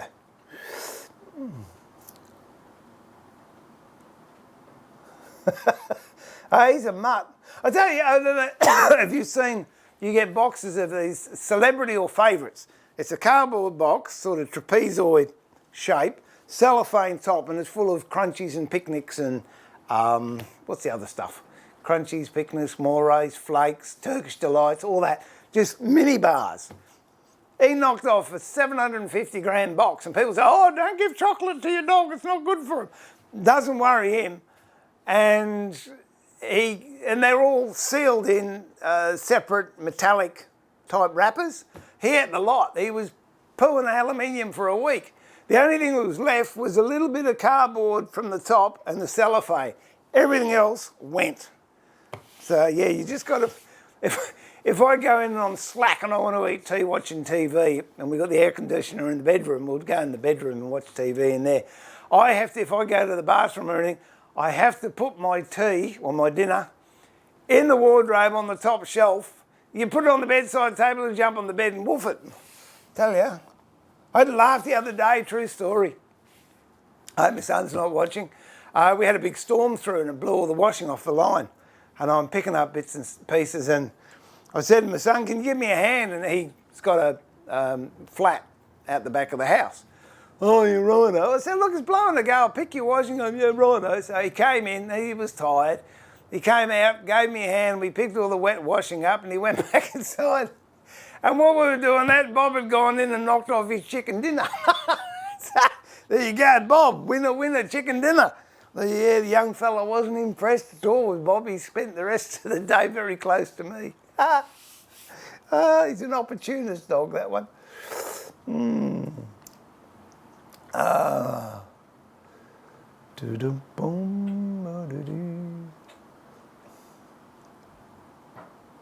Oh, I don't know, I'm a bit of a softie. I'm a bigger softie than... Is that someone out there, Bob? Nah, you just move. Oh, I just said someone outside. Anyone out there? Nah, it was just the heat expanding a tin. That was it. Oh dear. I'll do Steve, and electric plane. Oh, there you go. Yeah, electric plane was something I was going to buy, not to use for furniture, but for just hogging out timber that I pick up. But then again, I thought a chainsaw on the side does just as good a job. So I wouldn't trade Bob. My missus would. Okay. If you have only 5 router bits to start with, what would you get? All right. Well, I'll show you. It depends what sort of work you want to be doing. Furniture and box making, that's what I'll concentrate on. I'll just bring these over and I'll show you which ones I would get. No, go away. You're not going out. You mutt. Good on you. Open the flipping door up, see if I care. Hey, I've just got to go and close the door because he's... Come on, in here. You're not going out. Bob, come on, back in here. Come on. Good boy.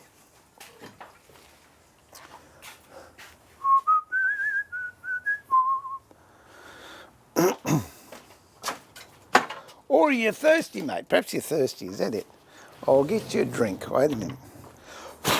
That's the other thing. Bob does not like tap water. Bob likes water that's 6 degrees. He's spoilt, I tell you.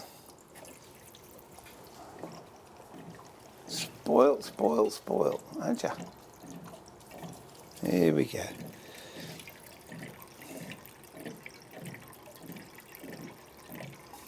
Here. Hey, I'll just give Guts a drink. Come on. Over here, Bob. There you go, boy. There you go.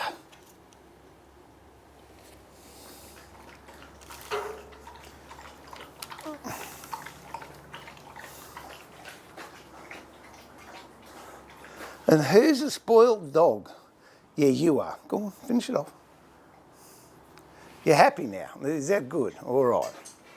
You'll finish that later. Oh, dear, oh dear. Lucky I speak Bob.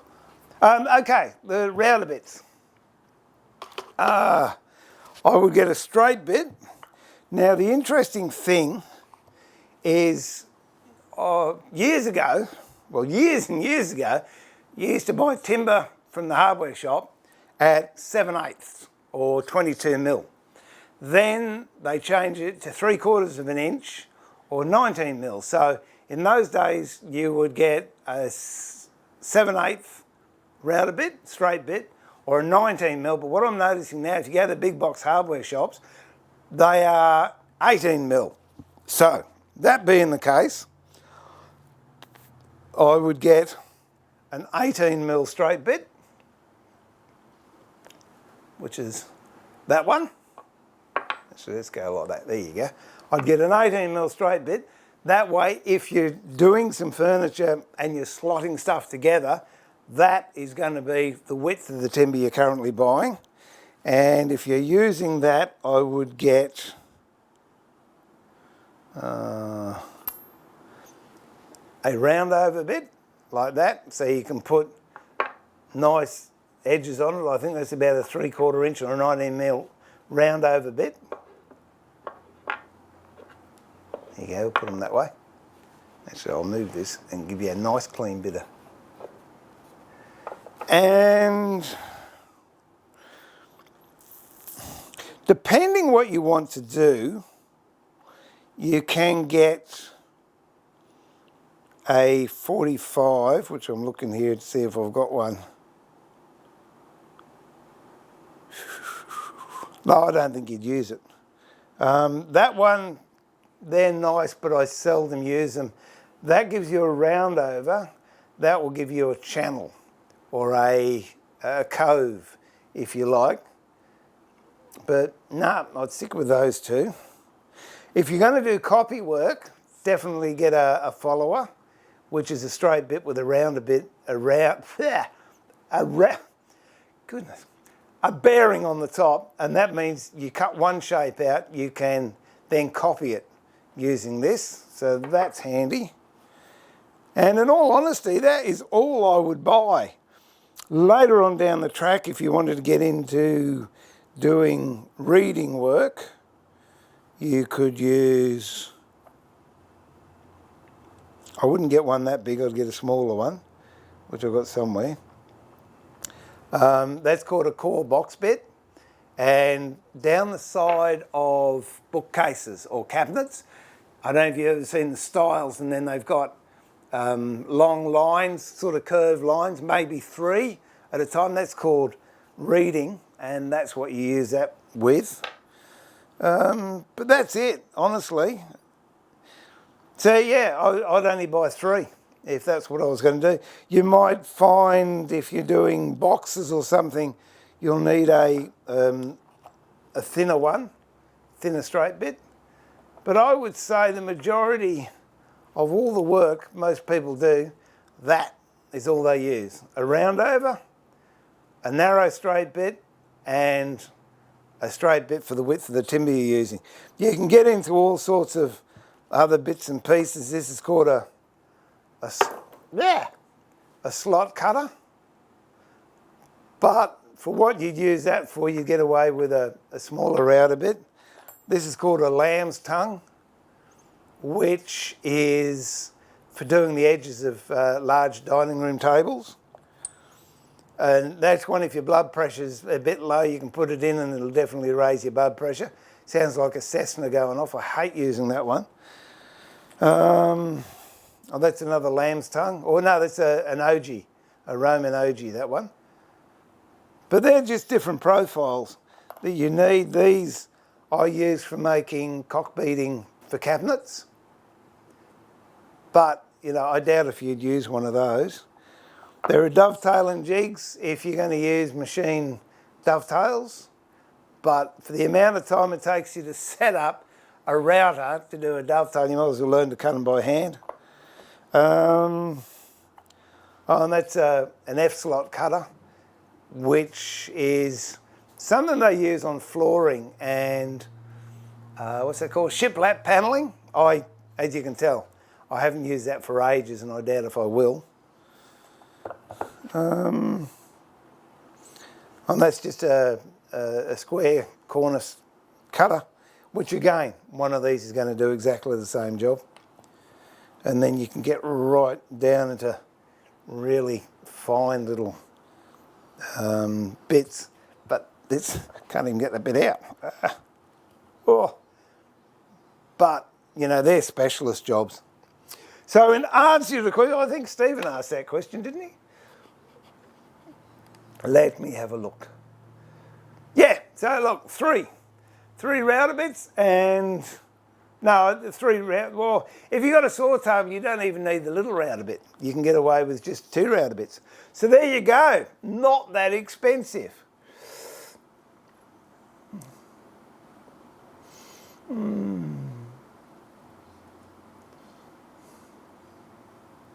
Oh, look, I agree. If I've got to cut a channel and I haven't got the right router bit in either the router table or a table over there or a router down here, I'll just get a rebate plane or run it over the, I'll show you, we'll do a rebate. Whoops, so I'm looking for a bit of timber.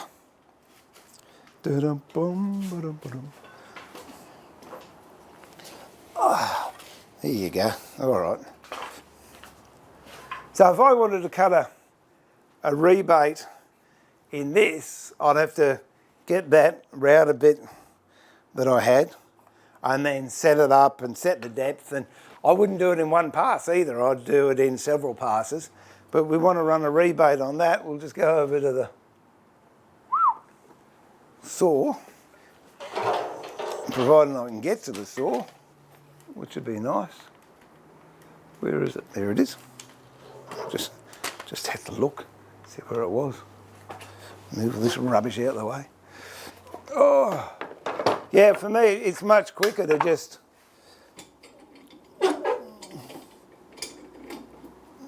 set the saw up like that. I don't know if this is going to be set up or not. Let's try it.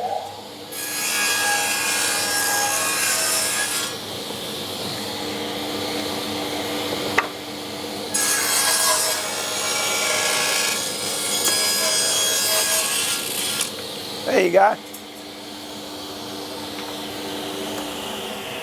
And that, to me, honestly, that's quicker than setting a router up.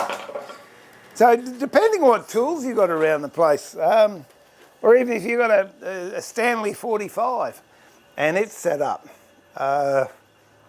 or as I said, a rebate plate is quicker than messing around with routers.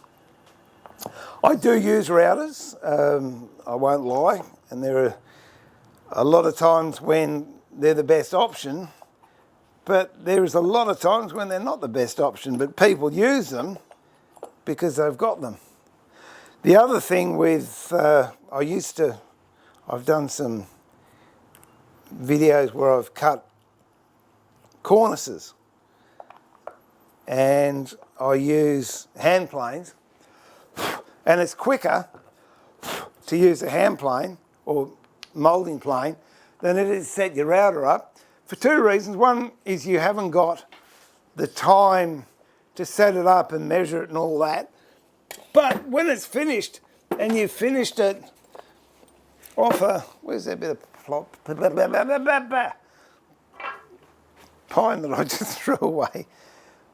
By the time you mess around setting it all up, and then you have to sand it.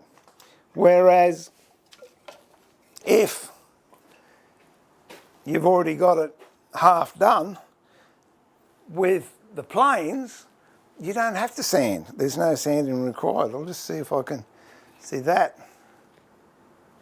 There you go. That's a square. I'll see if I can turn that into a cove. There's no guarantees. We'll give it a go. Which way is it running? It's running that way, so that way.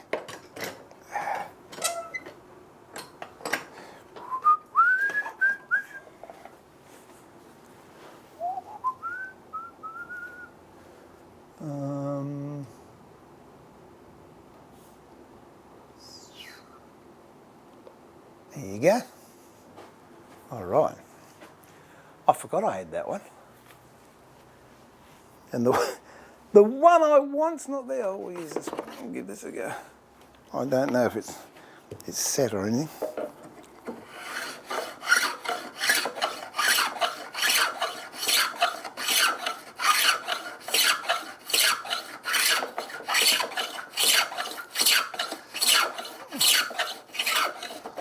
Ow!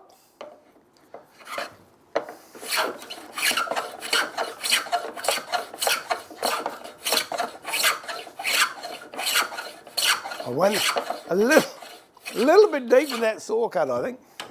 But anyway, yeah, that didn't take long. And it's smooth.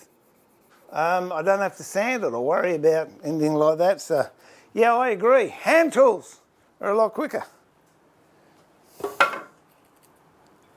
Oh, where'd I get that one from? There you go. Oh, now, what was I going to do? Sand this. I don't know if we'll get around to doing that sanding box today, but not to worry.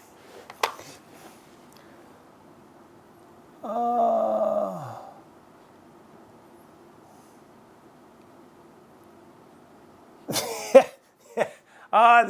It becomes a bench after a while. All right, I'm just going to round all this over with a sander. He's into something. What's the time? No, you stay here. You're not going out.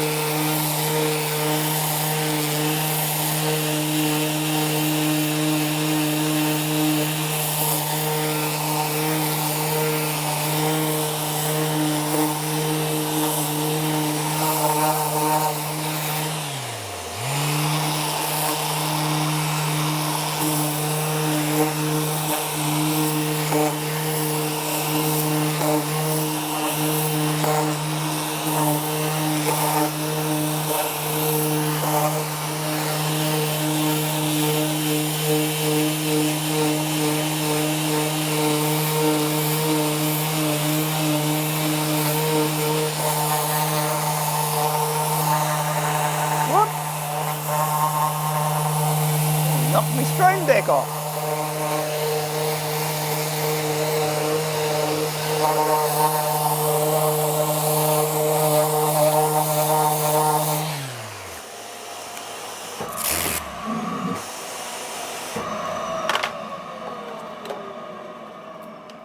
The other thing I love about this Merca sander is it has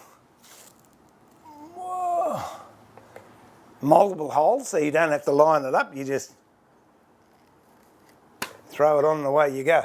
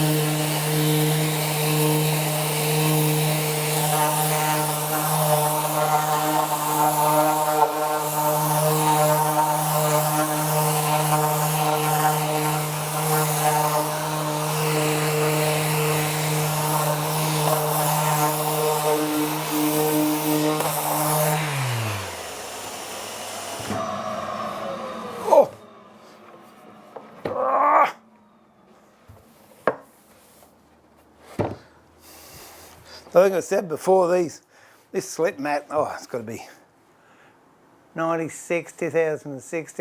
It's about 30 years old. And they were the duck's nuts when they first came out. No one had ever seen them. Now you can buy it on the roll from, big shop hardwares or cheapy shops, dollar shops. And it's good. It just stops your job from rocking everywhere.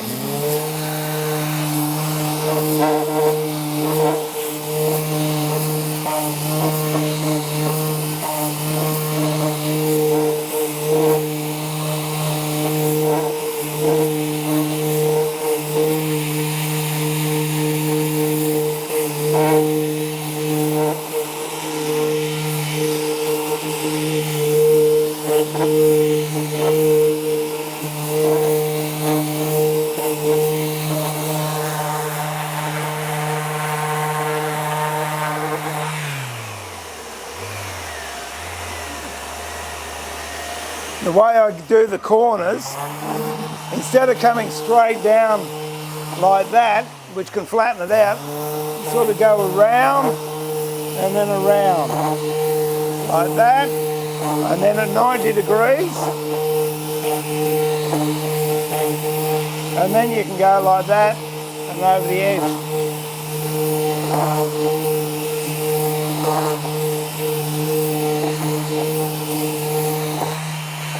And it gives you a nice gentle curve then.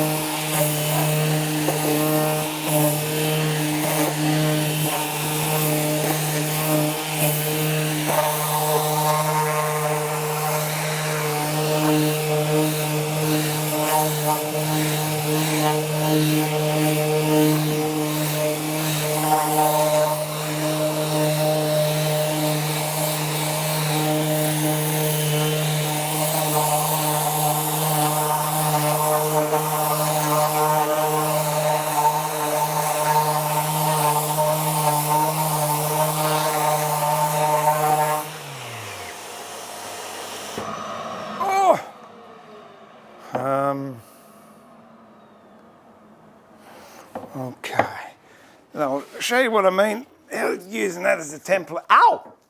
Oh, that hurt. Using it as a template. Oh, ouch. Now, where's the bottom? Okay, this is the bottom one. So I can now put that on there. Down there for the moment.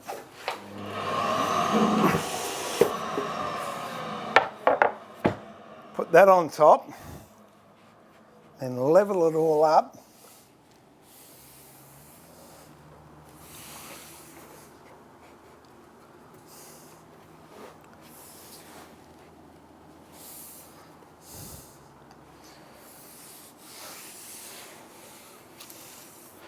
And we'll put a clamp on there to hold it.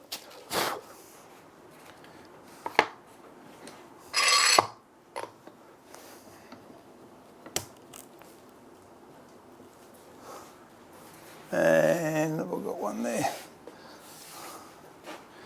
Might be able to put one on the end here.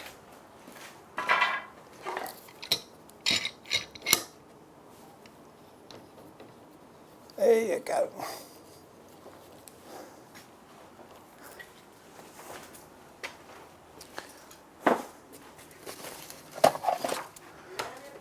Yeah, darling. I like about these rapid charge. They don't take long to recharge. What you up to, mate? Come and say hello to the people. Yes. Also parts for the truck cam. Oh, right, the clutch parts. Yeah. Do you remember what lads studied? My grandson, who used to come on and help me last year. Have a look at this. Hey, look at that. What do you reckon? That short. Hey, he's grown, isn't he? He's a good lad. And what we've done, I was telling the people the other day, we bought an old wreck of the car. Oh, it's not a wreck of the car, really. And we're doing it up, and the clutch master cylinder and slave cylinders arrived, so we're going to do that when it gets a little bit cooler. So how was school? Good. Good? That's good. All right. Well, I'm just going to do this, and I won't be long. Oh. You got it all? You can open the parcels if you like, have a look, see if you can work out which is which. So once I've, take Bob out with you too if you like. Once that's in place, I can then use this as a template to get the position I need for the spindles.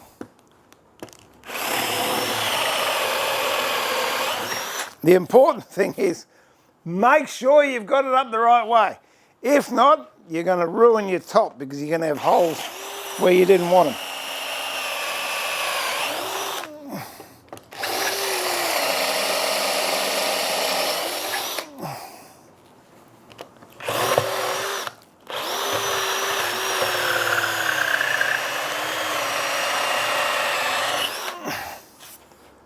Okay.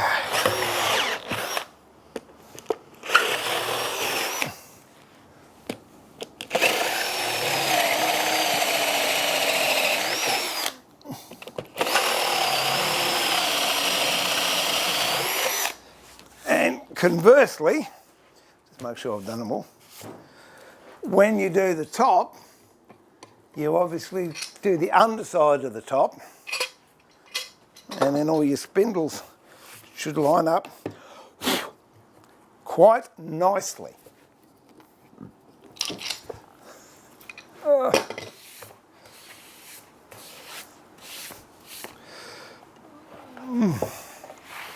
There you go. Oh. Oh.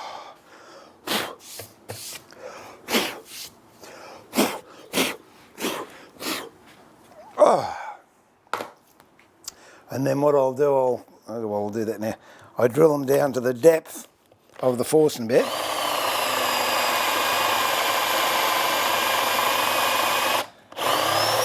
And providing that's level all the way around, I know that it's straight.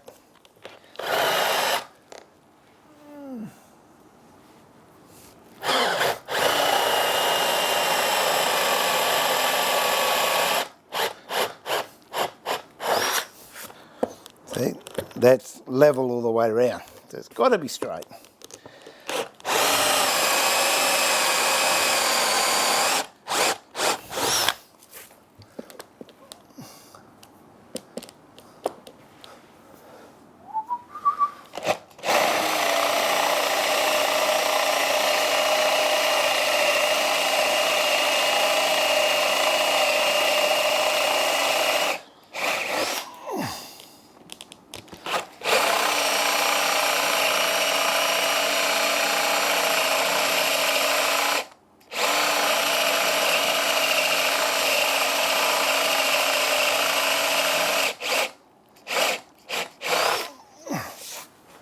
There you go.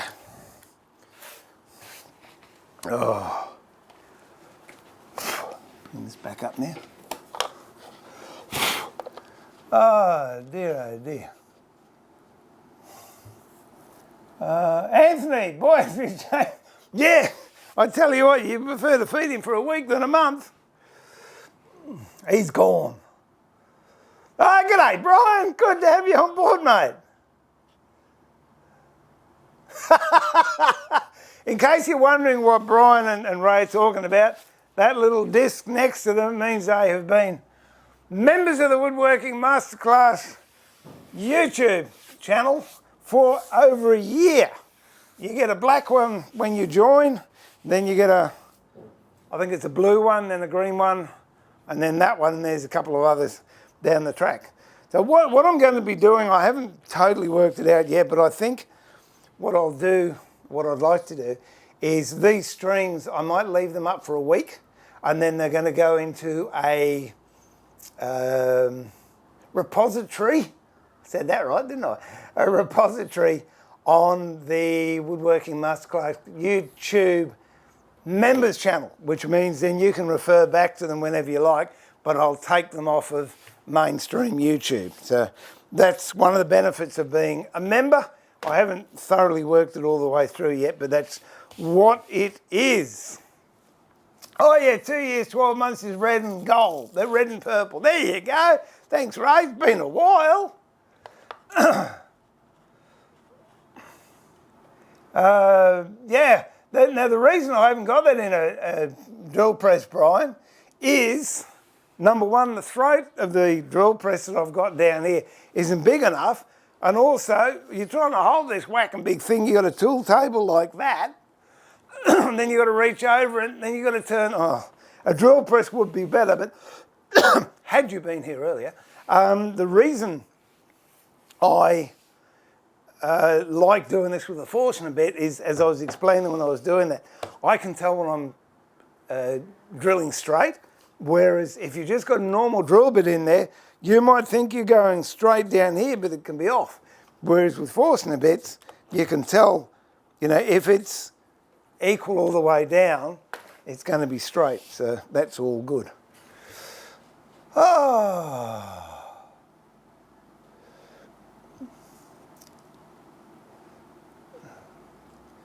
well, I'll have to work on it. I wasn't sure if I was going to be doing it 2 years down the track, Ray, but I have been. So I'll have to work on another one, a 2.5 year, a 3 year, a 4 year, and a 5 year. All right, I'll just do these last couple here. And looking at that, that'll just about take me out, I think.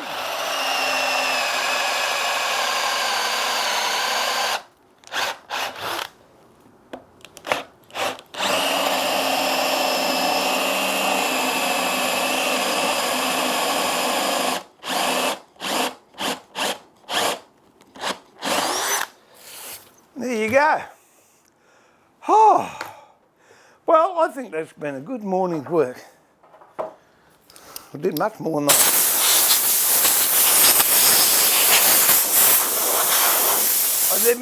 I thought I'd get done,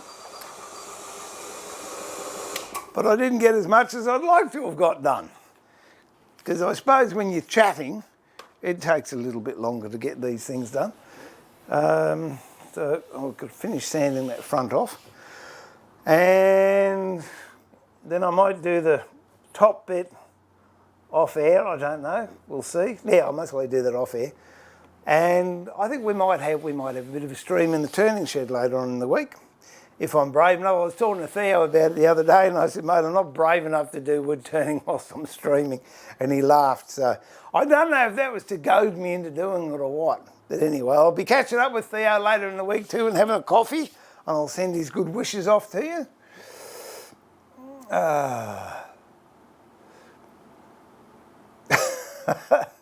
Oh, thanks, Ray. Let me get the music stand out of the way.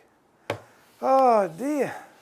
So, well, that's it. I hope you got something out of that. I thoroughly enjoyed doing the stream, and I thank you for your attendance and your chatter and your lovely remarks. Don't forget, if there's anything you want to know and you're on stream, doesn't matter what I'm doing, ask me and I'm easily diverted. Ray will tell you that.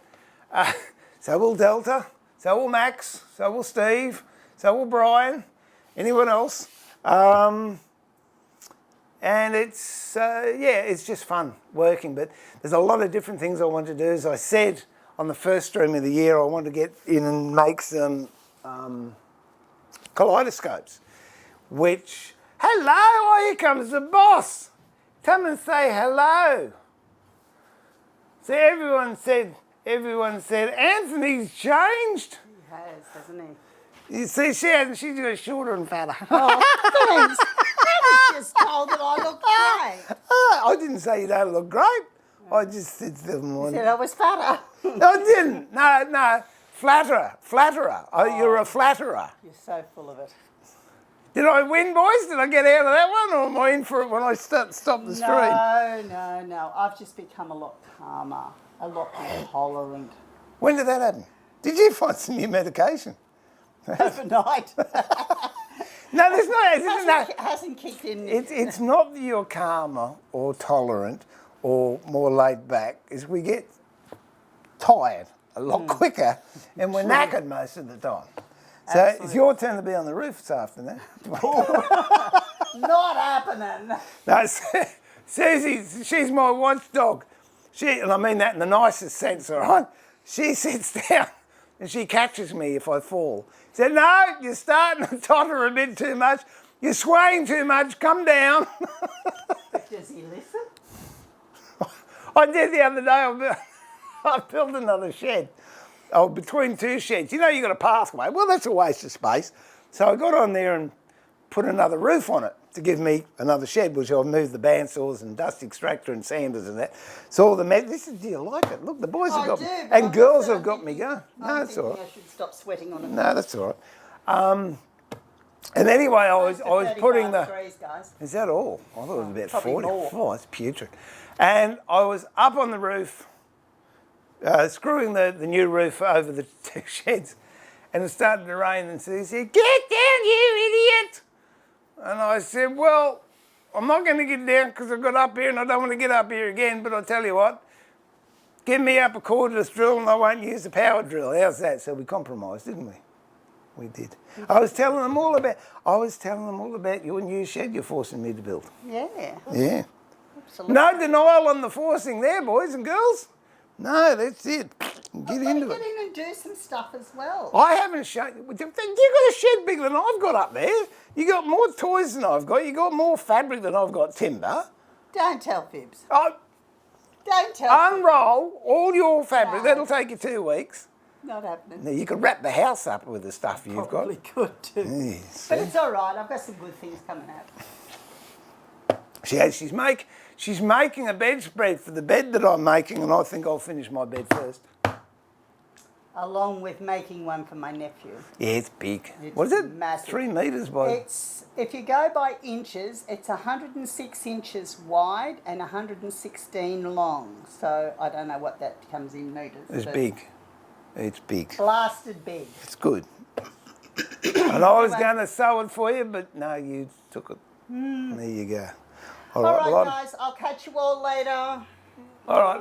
I'll go and kick this boy into education. He was all right. He's doing well. Yeah. Did he do well today? We didn't get to see Brent because Oh, that it's was- busy, but oh no, Mark was still there. But no, it was all good. I'm not all right. Look at it. Yes, I know. I sweated on it. See that? Your cabinet. Look at it. Look, it's getting. Here's the Yeah, post. good, Look, yeah. it's just. I just got to have a bit of show and tell here. Oh, I'm sorry, everybody. See, they go Yeah. in there. So that's the bottom shelves, and then the top shelf is bigger, and then that's the Did top. you see what was in the laundry tub? No. Yeah, didn't have a look. Oh, I'll leave it there. Oh. Oh, Oh, it's okay. Oh,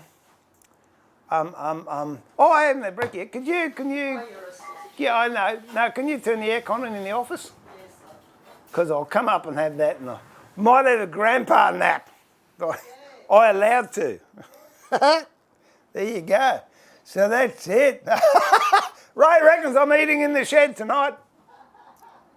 Ray says hello. Max says hello. Roy says hello. Steve says hello. Oh dear, oh dear. Hey, let me just get back up to stream. Awesome. Oh, thanks, Ray. But we students are learning how to be better. Oh, Max, it's good to have you back, I tell you. Steve, good to have you along as well. I'm pleased you enjoyed it. Yeah, I don't mind eating in the shed, Ray. I've got a wood lathe and an air conditioning and a fridge. I'm happy. And Bob's got a bed in there, so who cares?